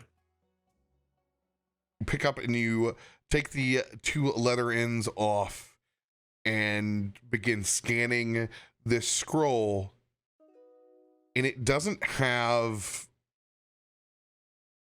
a written note by any means on it. It's only directions on where to receive your payment for the job.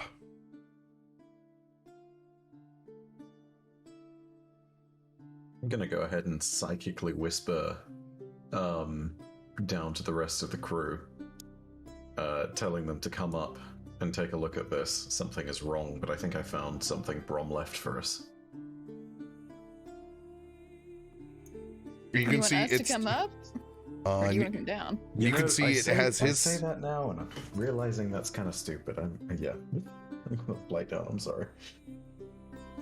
It's got his signature on it. It's a sign off and a location for the individual monies owed in the form of 1,000 gold pieces per, and it has the address of where to pick it up inside of Baldur's Gate.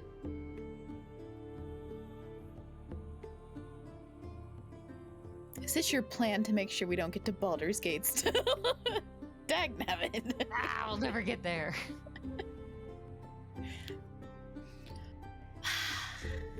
Take a look. I don't understand. His bedroll's up there and a small pile of rocks, which is where I found this. What is it? It looks like a note, directions and instructions on how to receive payment for our job, but no Brom. And his bedroll is still up there. Did he write this? I think he did. Yep, you can see his signature on it. Look. See? Oh. Well, it could be one or two things. He could have had this in his pocket all along, and, you know, he may have dropped it as he left, or he also is on his way to Baldur's Gate. Or he just hates us and wants to never see us again. Either way, it's very Brom of him. But why would he leave his bedroll up there? Uh, Doesn't sound like Brom. Like when I said bedroll, it's like where he bedded down at. Like he's got his stuff. Oh, I see. Sorry. So he hasn't. It's not just like the sign of an abduction. Okay. I thought we were dealing with like Kidnappers. law and order, criminal intent here, being like the mysterious case of the disappearing Brom. The alien Sasquatch that loved me. Oh. Baldur's Gate's got some weird spaces. I don't know. I haven't read all of the monster manual. Aliens could be part of it. 100%. Man. They're in Frostmaiden. Wayland Yutani's been trying to get that Xenomorph hookup for a while. Brom just happened to know a few guys, you know. He's been dragged off to the hive, you know.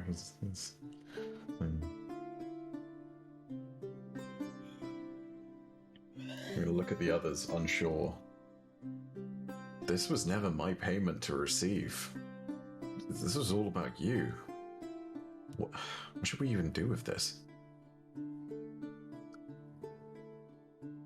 Well, Oh, go ahead. hey. Obviously, he wants us to have the payment, so we should take it and go get paid. If he wanted us to come look for him, he would have written that down. You know, don't you think?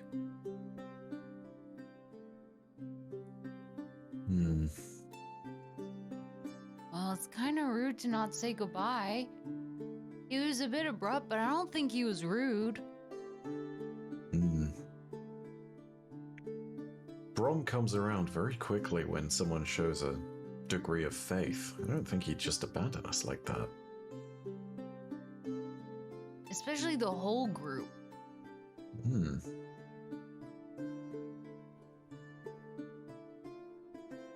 Well, I suppose we could try to track him a little bit. Anyone see any footprints? Now I've been trying to get all this sleep out of my eye. It's like gunky. Maybe smell. Maybe we can smell him. He was hoping to burn all of the dead things last night, so the smoke probably got a little bit into his clothing, so we could probably track that a little bit. That's really hard to get out of cloth-like materials because you have to wash it, and he hasn't washed them. So, I can psychically whisper to anything within a mile, Robert. If I psychically whisper to Bron, does anything go through? Go ahead and roll a spell attack. Okay. How does one roll a spell attack? Oh, that's right, because you're a rogue. You just need to take your proficiency plus your intelligence modifier and add that to a d20. Okay, so a d20 plus 12.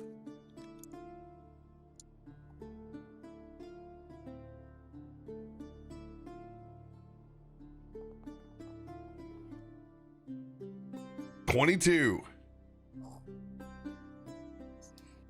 As you reach out into the void,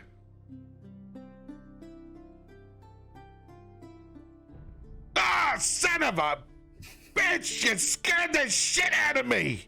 Oh! You know, you give somebody a heads up on that.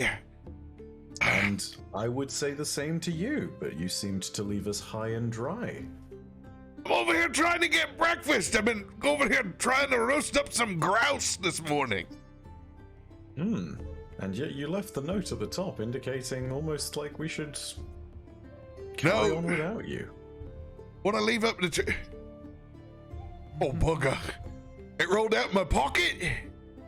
Ah, shit. Yeah, it's the manifest we pick up at Baldur's Gate. I want to get us a proper breakfast, maybe fry up a little grouse. We've Hey. been worried sick about you. Where are you? I'm just not too far into the woods. Not enough when he can't find me. I'm over here in the low brush. I'm not jumping this morning, though. All right, give us a second. I'm gonna What? not psychically tell the others. He's here. Come with me. He was getting food. Oh, okay. I'm gonna look at Toph and I'm just gonna go whispers, and then do the sort of oh god, what's the one meme? Oh god, where it's the guy who taps his forehead with 2 fingers. Oh god. This. Not even attempting Eddie to Murphy? make that meme. No, not Eddie Murphy. No, not even attempting to replicate that meme. Roll safe. There we go. Wow, isn't that ironic for D&D? Nah, like roll safe, but without like the face as a way of indicating like, yes, I can talk inside my head. Ah, no luck. As you can see, Brahm comes up empty-handed from over in the brush. He's just got a bunch of bramble on him and the sides. I really had my sights set on frying some chicken this morning. Well, at What, least we everybody's still have in- each other. Well, you thought I up and left you, did you? Well, that's, I mean, I did say that the note could have fallen from your pocket. and you did kind of storm off, and you weren't in the amulet like the rest of us. I thought maybe you had a necklace like Jacob's. I assumed you were a grown adult and could do whatever you wanted. Ah, well, these short, stubby legs wouldn't have taken me very far anyway. I was really just kind of hungry. A bit clumsy what rolls out of my pocket.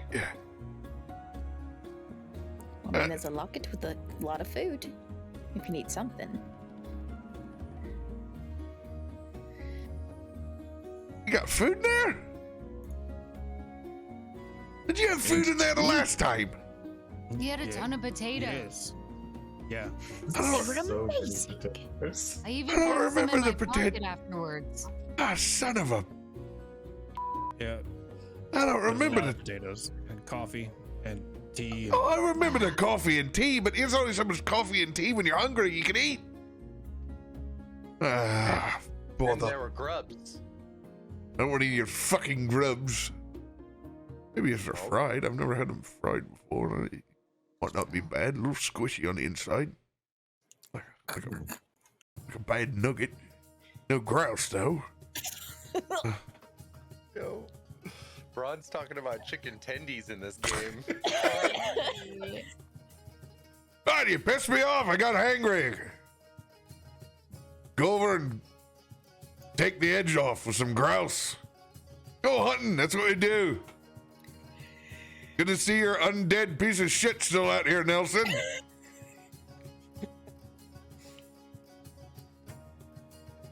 Well, Corey? Corey? Are you talking about Corey? oh great, it's got a name. Well, yeah, it has a name. We named it. Wonderful. All right, Corey. We're about to ride into hell. Anybody else find some blankets to cover this thing up? Corey taking Braun's word as a command, like, gets low, because Nelson had, linked Corey to the entire party, gets low and kind of just scoops right under Braun's legs, throws, in an unnatural way, not a way that a horse would move. Okay. Weird zombie disjointed things, and gets Braun on their back. No, I don't want any. It stinks. It's putrid. No, I don't want any part of this. Nope. He's trying to get his leg over to the other side, but it's kind of like trying to get your socks on in the morning. He's like, God damn it. Put me down. You made a friend, Brum? No, I've not made a friend. This thing isn't a friend. It's not alive. It's a puzzle piece of what used to be a living, breathing thing. Maybe I should have got up and took my stubby legs and left. This is bullshit. Let me down, Nelson. Come on, get me off this thing. I'm done with it. I'm done with it. Nelson like gestures to Corey, and it just does kind of like a weird broken lean, where half of it just kind of like flips like a switch and dumps it down to the side. Oh, it's disgusting. Ugh. You didn't answer me though. Did you find any more blankets? You can't just ride into the sunset with this thing.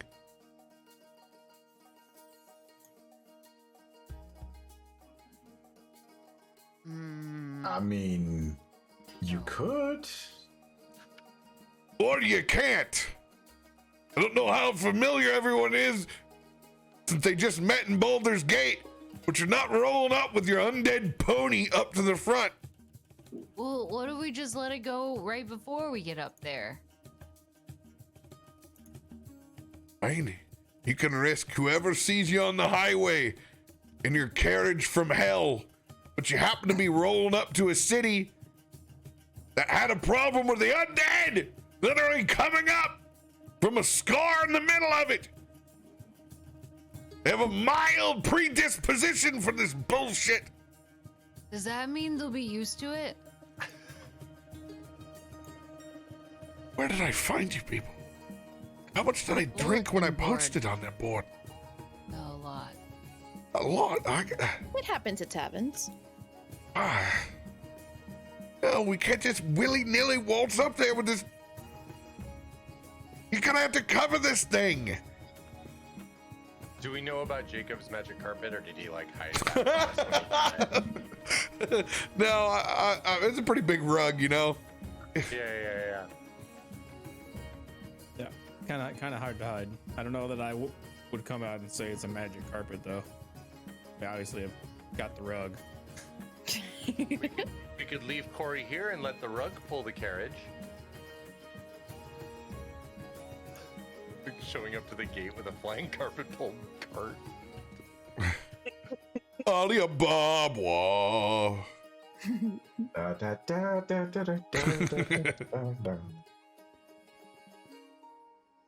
Oh my god.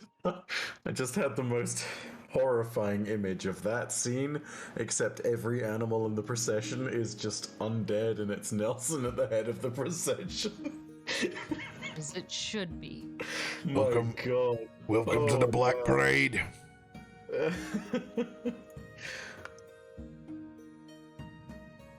Oh boy. I don't know what to tell y'all.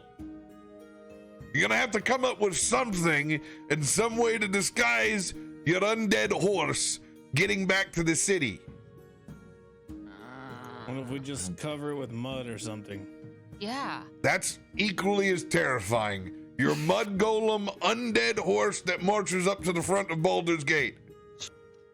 Trust me, I would like a carriage ride as much as anyone else, but I don't think your one undead horse is gonna be able to carry us all. Can we look around? Maybe there's surely there's blankets left inside the carriage. After all, You can have merchants my don't. vest. And Toph will take off his vest top that he has, which is also his only top, so. And we'll put it on top of the horse. Don't. Toph, Is now on Team Skins or Nelson Team sees Fur, I Toph. guess. You know, I could take off my robe, but I'm not wearing pants. Yeah. Which Oh. is worse, him naked or the horse? all things you also need to be in the city. No sirs, no shoot, no service. Did we burn the bugbear? The owlbear, yes. Yeah, the owlbear. Sorry, yeah. Yep. Why Never mind. did you want to like have it wear that owlbear I was suit? gonna skin it. Oh Yeah. my god. Buffalo Bill and his I mean, what else is big enough to cover a horse? Yeah, it's a real big fat owlbear over there. Can I search to see if there's like the remnants of a knoll that hasn't been completely destroyed that maybe we can skin or something? I don't know. Good idea. Or perhaps if maybe just a simpler search for blankets. There are pieces of gnoll skin, probably equally as terrifying. Putting untanned pieces of hide. I don't think anybody has a background here in forestry and tanning to be able to prep these. Would be probably pretty gross, pretty gory still. I don't know. Gnomes are wild.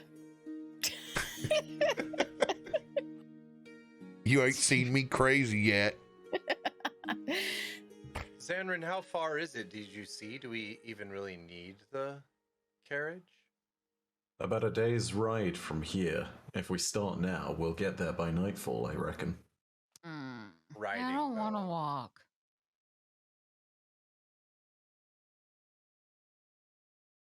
I mean, if we get by the end of...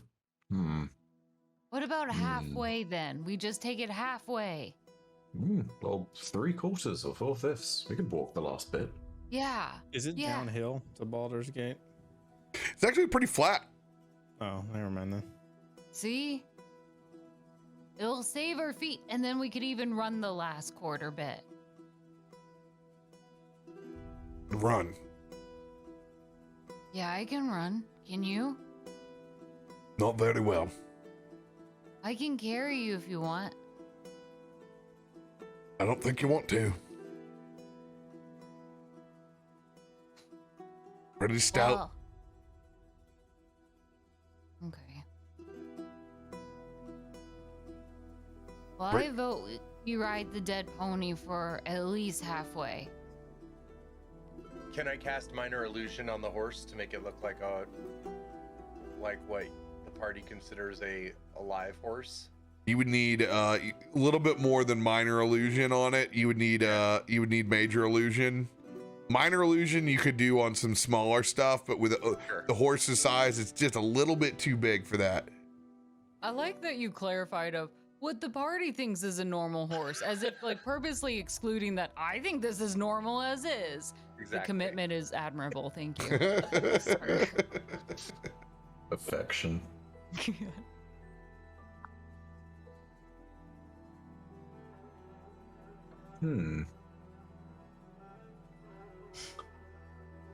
I don't know if this is quite the recommendation, but maybe I can make it disappear by the time we reach Baldur's Gate. I could turn it invisible briefly. We'd have to ditch the carriage, and then of course there'd be the issue of it reappearing. But maybe we'd be able to more easily approach. Yeah. Here's the deal. We'll do this both our ways.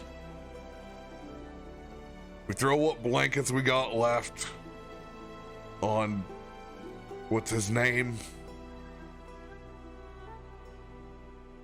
Corey Meredith the Third? Corey Meredith III gets the blanket treatment for halfway there.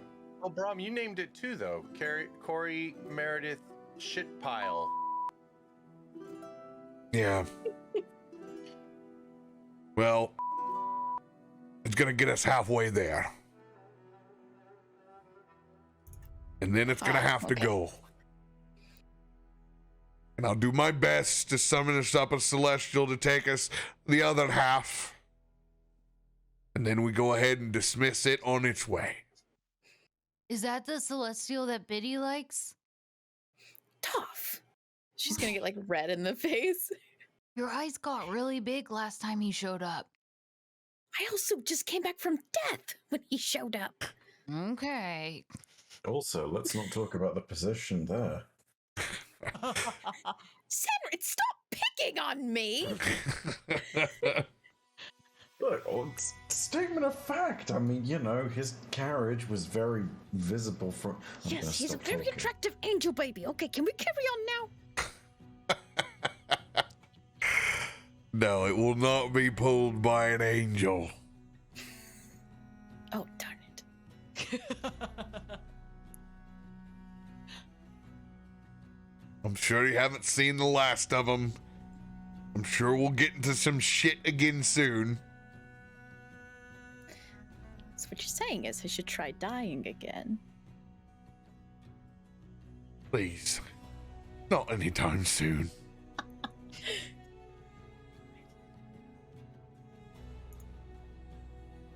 All right, then halfway. I want to sit up in the front. And Toph is going to jump right in to that front seat to be able to ride off as the sun rises. I'll sit with you, Toph. Toph will scoot over. Come on! That's you. She's gonna hop up and she's like bouncing a little bit on it. Little feet's dangling. If you bounce with it, it's supposed to hurt less because the road's really bumpy. Ah. Mm-hmm. I used to have a horse and travel. You did? I did. What was it called? What do you think it was called? Angel Baby. Based on what you last heard you call someone.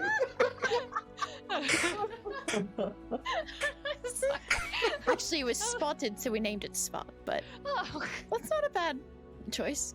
Spotted Angel. angel baby.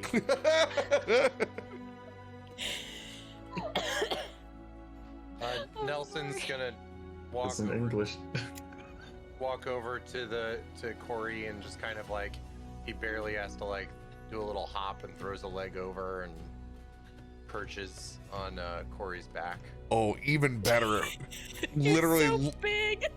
literally Calm looks death. like the Reaper of Death is riding in to Baldur's Gate. We did it! You've got these two little, like, 3-foot tall gremlins behind you. this is a look. Probably still covered in quite a bit of blood. None of us have gotten cleaned.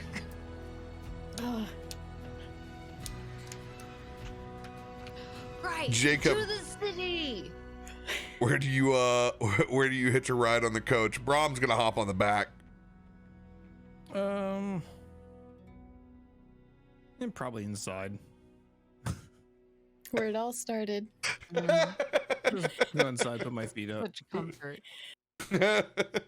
He's going back to the scene of the crime. He's gonna just hang up his necklace and go in there. A lot more room in here without the null.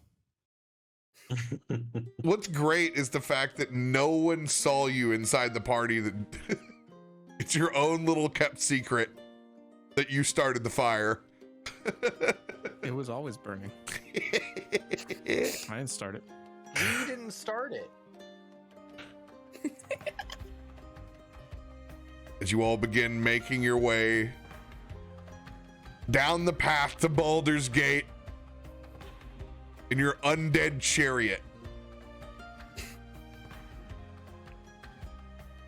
slowly clip-clopping your way with this false beast of burden.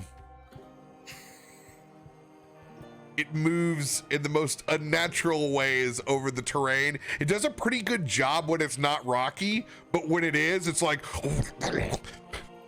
it kind of goes into Boston Dynamics. yeah, the mode. Boston Dynamics is what I was They're thinking. like, bonk, bonk, bonk, 100%. bonk, yeah. And it's a little freaky looking. For those up front, Nelson, Toph, Biddy, I need you to roll a perception check.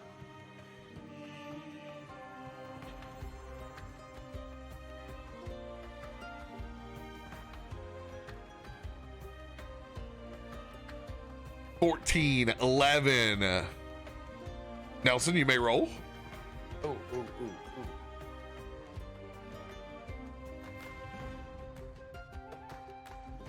Oh! I see nothing, I say. Wait, can I use a lucky?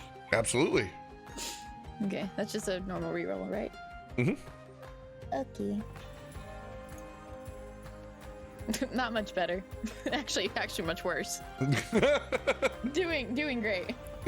Thriving. Nelson, I can't see anything behind you. Cough. You're the first one to notice there is someone off the side of the highway. Pass him. Kind of.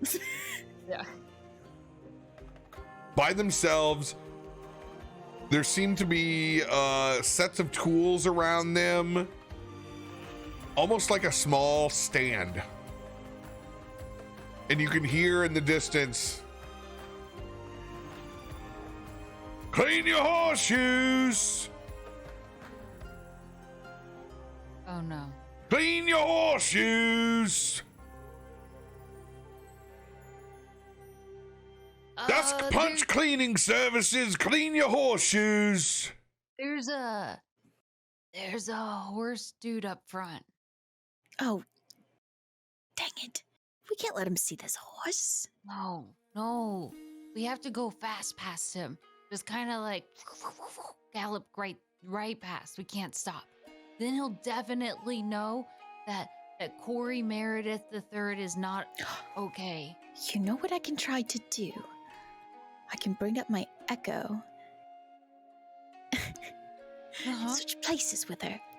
And I will distract the man, and y'all go by, and then as soon as you're by, I'll switch again. Yes. Let's do that. And then we won't have anyone sounding any alarms. Hail, traveler! Clean your horseshoes! Nelson, stop the horse. Yeah, Nelson just thinks to the, we slowly come to a stop. And you guys are about 50 feet away, and you can see there's a stand that's set up, very rudimentary. There's a couple of buckets to the side, some claw hammers, and there's an individual that looks worse for their wear, buzz cut, very 5 o'clock shadow, seems to be wearing a Witchlight Carnival 1983, very tight shirt. There's some definite blood splatters on it. Nose is very crooked, has been broken recently, and has some cargo pants on.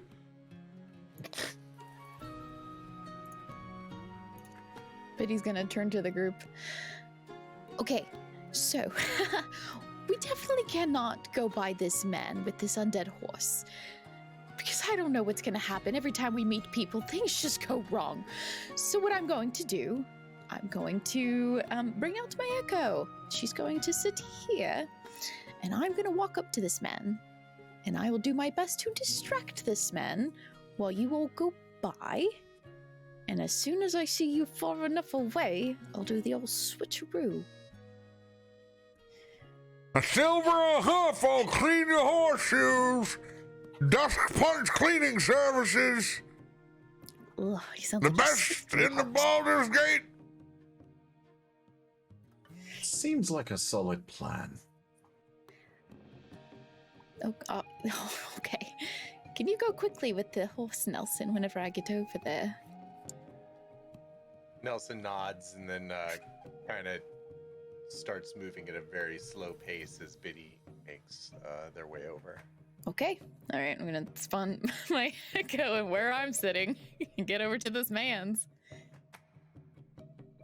As you begin to send your echo over. No.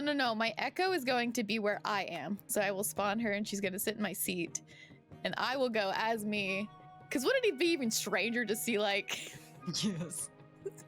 like a ghostly looking figure? Excuse me, ma'am.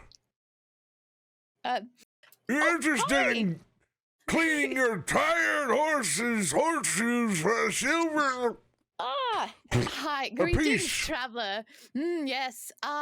She's going to go up to him and then, like, kind of conversationally turn so that she's facing the road and he's got his back. So wait, how long have you been doing this? I've had a horse for a while, and I you seem like one that I could probably bring to come get the hoofs cleaned.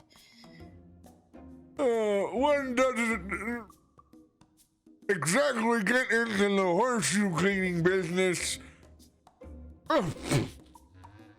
because they want to, but this is the hand I've been dealt.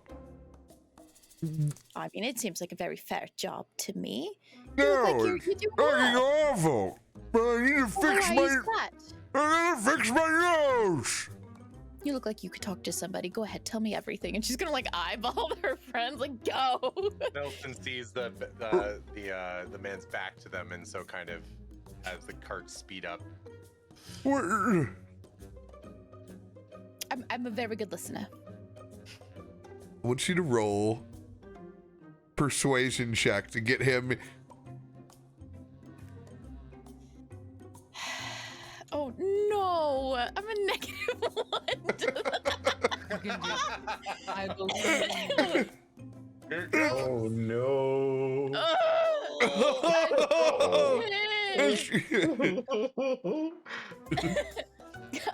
Can I use a 1d10? You may use your 1d10.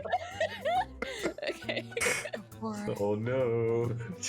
Yeah, we wouldn't want him getting a whiff that something's up. Oh, you got your 10! As he spins around, he puts his hands on his hips. Oh, I used to work in security. And these assholes I ran into. You used to work with Curry or security? No, I didn't work with Kim Curry. I worked security. Sorry. My ears. Hang on. I might have something. Not wax in there. far from Dig in her here. ear. These fucking assholes. Like, these bullies keep following me around. And then I tried to get I got fired from there to get a job at the Witchlight Carnival. And all I got was this shirt and my ass kicked again. Wait, a carnival? That sounds like it was so interesting. Oh, it's funny until you get your ass kicked. As he pulls out his last Witchlight 120 cigarette and lights it up. Can't even smell the menthol anymore. Oh, don't worry, it's still there. Yeah, that's why I'm out here cleaning horseshoes, trying to get this my nose fixed so I can smell again. Girth Dusk Punch, nice to meet you. Oh, nice to meet Girth? Girth Dusk Punch. Dusk? Dusk Punch. Sorry. Dusk Punch. Oh, that's not. Just call me Girth. Hello, Girth. My name is Bitty. It's a pleasure. She's not going to extend her hand because she's kind of grossed out. That's kind of funny. I'm Girth and you're Bitty. So, She's gonna be a little offended, actually. What does it mean? What's your name? Is it? Yes. You're small. Your name's small. Oh, you're bro. I beg your pardon. Have you not seen me? I'm very average sized. Average for small folk. Excuse, I am human. Oh. You still want those horseshoes cleaned, ma'am? I'm gonna psychically whisper to Biddy and ask how things are going. She's just gonna. That's all you hear. Sending back angry thoughts. Got it. How far? How are we making progress behind? I would hope so. I'm about to post this name. You got the If we first. don't leave, So this is a switch places. Smoke's gonna die. this is a 3 skill check event. You have passed the first. You are now at the midway point going across. I'm sorry to offend you, man, but would you still like me to clean your horseshoes? Calm down, Bitty. It's fine. This is just a part of the bit. How long are you open? I would have to go and get my horse. I'm literally standing on the side of the highway trying to work for whoever comes here. I'm open anytime. It's not like like people don't come back. You go like. I mean, I would. I'm an adventurer. I like to travel here and there. The curiosity gets the best of me. Adventurers are bullies. Sorry. This adventurers busted up my nose. Got me fired. Bunch of dicks. Biddy is like boiling underneath the skin. She's refraining to her best ability. All it takes is, there's a ragtag group of 4 or 5 people get a little bit of magic and a stick up their ass and then start bullying us around. But you know what? If I had magic, I'd some people up too. Why don't you try to go and learn magic? You could be good at it. Roll a persuasion check. She's like being very condescending right now. Oh, that was. Can she actually just intimidate him? At least I'm proficient in that. What do you mean learn magic? Do I look like a sorcerer to you? You think I got this wrapped up in here? You got me cleaning horseshoes if I was a sorcerer? I got my withered book over here. Ma'am, I want to know if I can clean your horseshoes or not. Yes or no? I have answered you several times, and now I need to tell you that you need to learn some self-love. Roll an intimidation check. Hell yeah. No! I'm using a lucky! Intimidating Hell yeah, self-love. So, Okay. this is a 14, 16, 18 challenge. You've succeeded on the second part.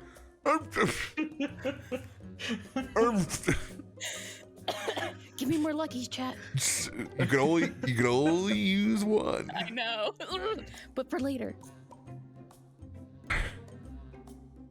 Right. The past is a sticky subject. I don't know what self-love or other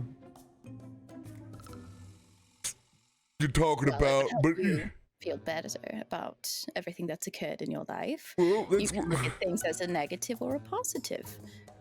oh yeah. What would be a positive is doing a fine service and an honest day's work and helping clean your horseshoes off here. Oh God. Sorry. Are you okay? No! My nose is all up. You see? Would you like me to try to hit it back into place? Oh, no. I can do it. She's like cracking her knuckles. I'd rather see a trained physician for that. Thank you. I'm very good at what I do. Ma'am, we're going nowhere here with this. We haven't even. Listen. Is it price? Is it the price? I'm trying to help you. Roll a persuasion check. No, let me just attack him. Oh, don't worry, if you fail, you gotta check. And he is turning to look back over towards the undead carriage. Can I give you my plate? There's somebody else reasonable over here that wants you. This is your. If you choose to attack, you may do so. No, I'm gonna attack. But I'm going to attack to hopefully just kind of not hurt him, but knock him out for a little bit. So we'll just keep going. You know what's happened. He deserves this. He is. Alas. He is the Biff Tannen. He's a total douche nozzle. Don't feel bad. Oh man. Oh my gosh. Well, okay, actually, what's his Luckily, it is Girth Dust Punch, and you could hit Girth Dust Punch with an 11. Oh, okay, good. How are you attacking him? What are you attacking him with? Just your fist? Using my fist, yeah. She's just like, sir, like hopping in front of him, and as she sees his head turning, she's gonna punch it the other way. Roll a 1d4, and you can add your strength to it. Strength modifier. Okay.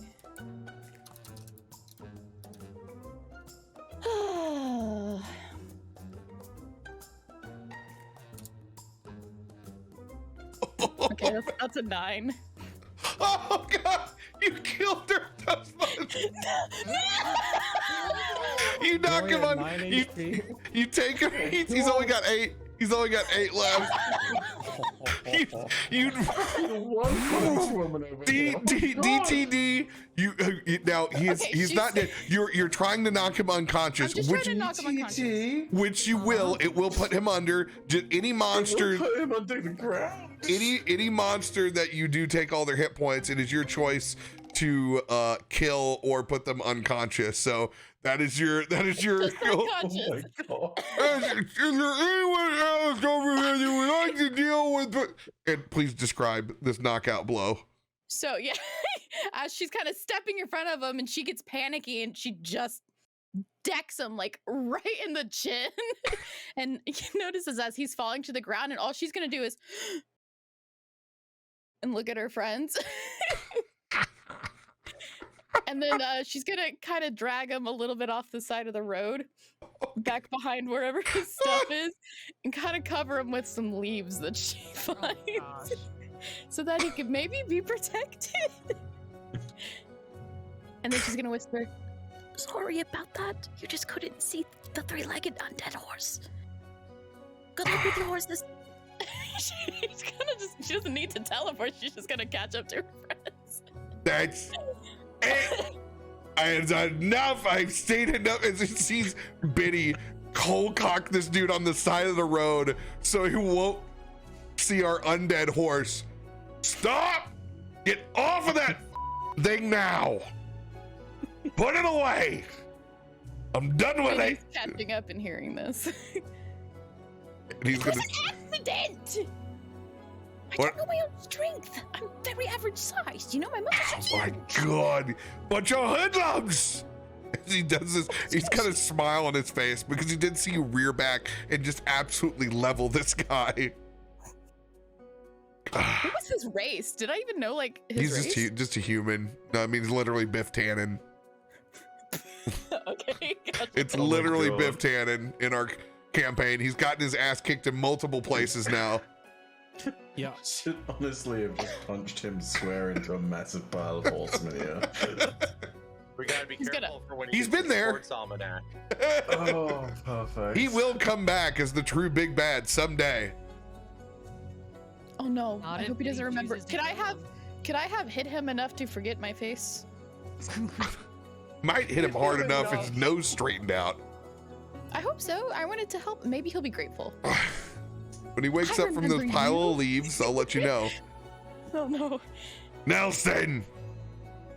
Let's swap this thing out for the rest of the passage so we don't have Biddy cold cocking people on the side of the damn road. Okay, but at least it works. I didn't kill the man. Almost, but I didn't. It's just gonna be a little text that pops up in the bottom corner that says, "He will remember this." No! Oh no! Am I the villain? Are we the I mean- baddie? We are very much looking like the baddie here. Just give me a second as Rom takes a second to conjure up. He has to use one of his 5th level spell slots to summon Celestial. And I'm going Oh, to God. summon a winged bull. It's this massive oxen, stark white.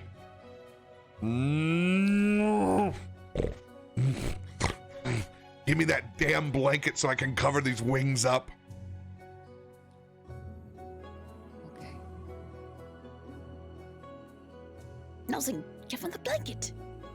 Nelson steps off of Tori and gestures for Corey to get out of the way. Nelson's very confused. He does not see how this is any different at all. Takes the blanket off and hands it to Brom. Brom takes the slightly fetid blanket and covers up the wings on the celestial on either side of the bull and starts fastening it to the cart. Looks the harnesses to the side. Be my guest. Take the bull by the horns. As he goes and hops on the back of the carriage.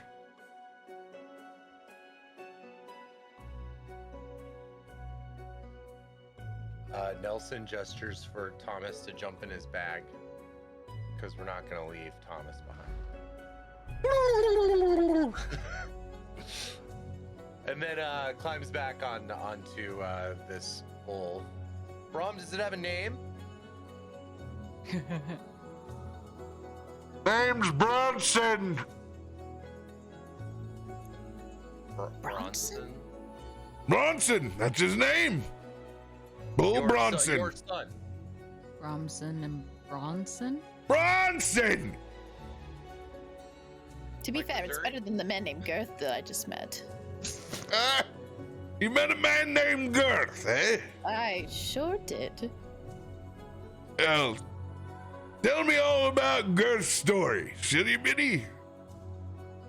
There's not much to tell you.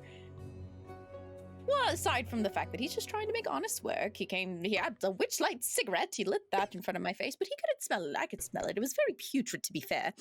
And then he came from some circus, he said he got beat up a lot, and I told him I wanted to rearrange his nose. And that's why I initially was going to punch him for that, but then he was like, no, and he started to turn around and see all, and I couldn't let him see the dead horse, so I decked him.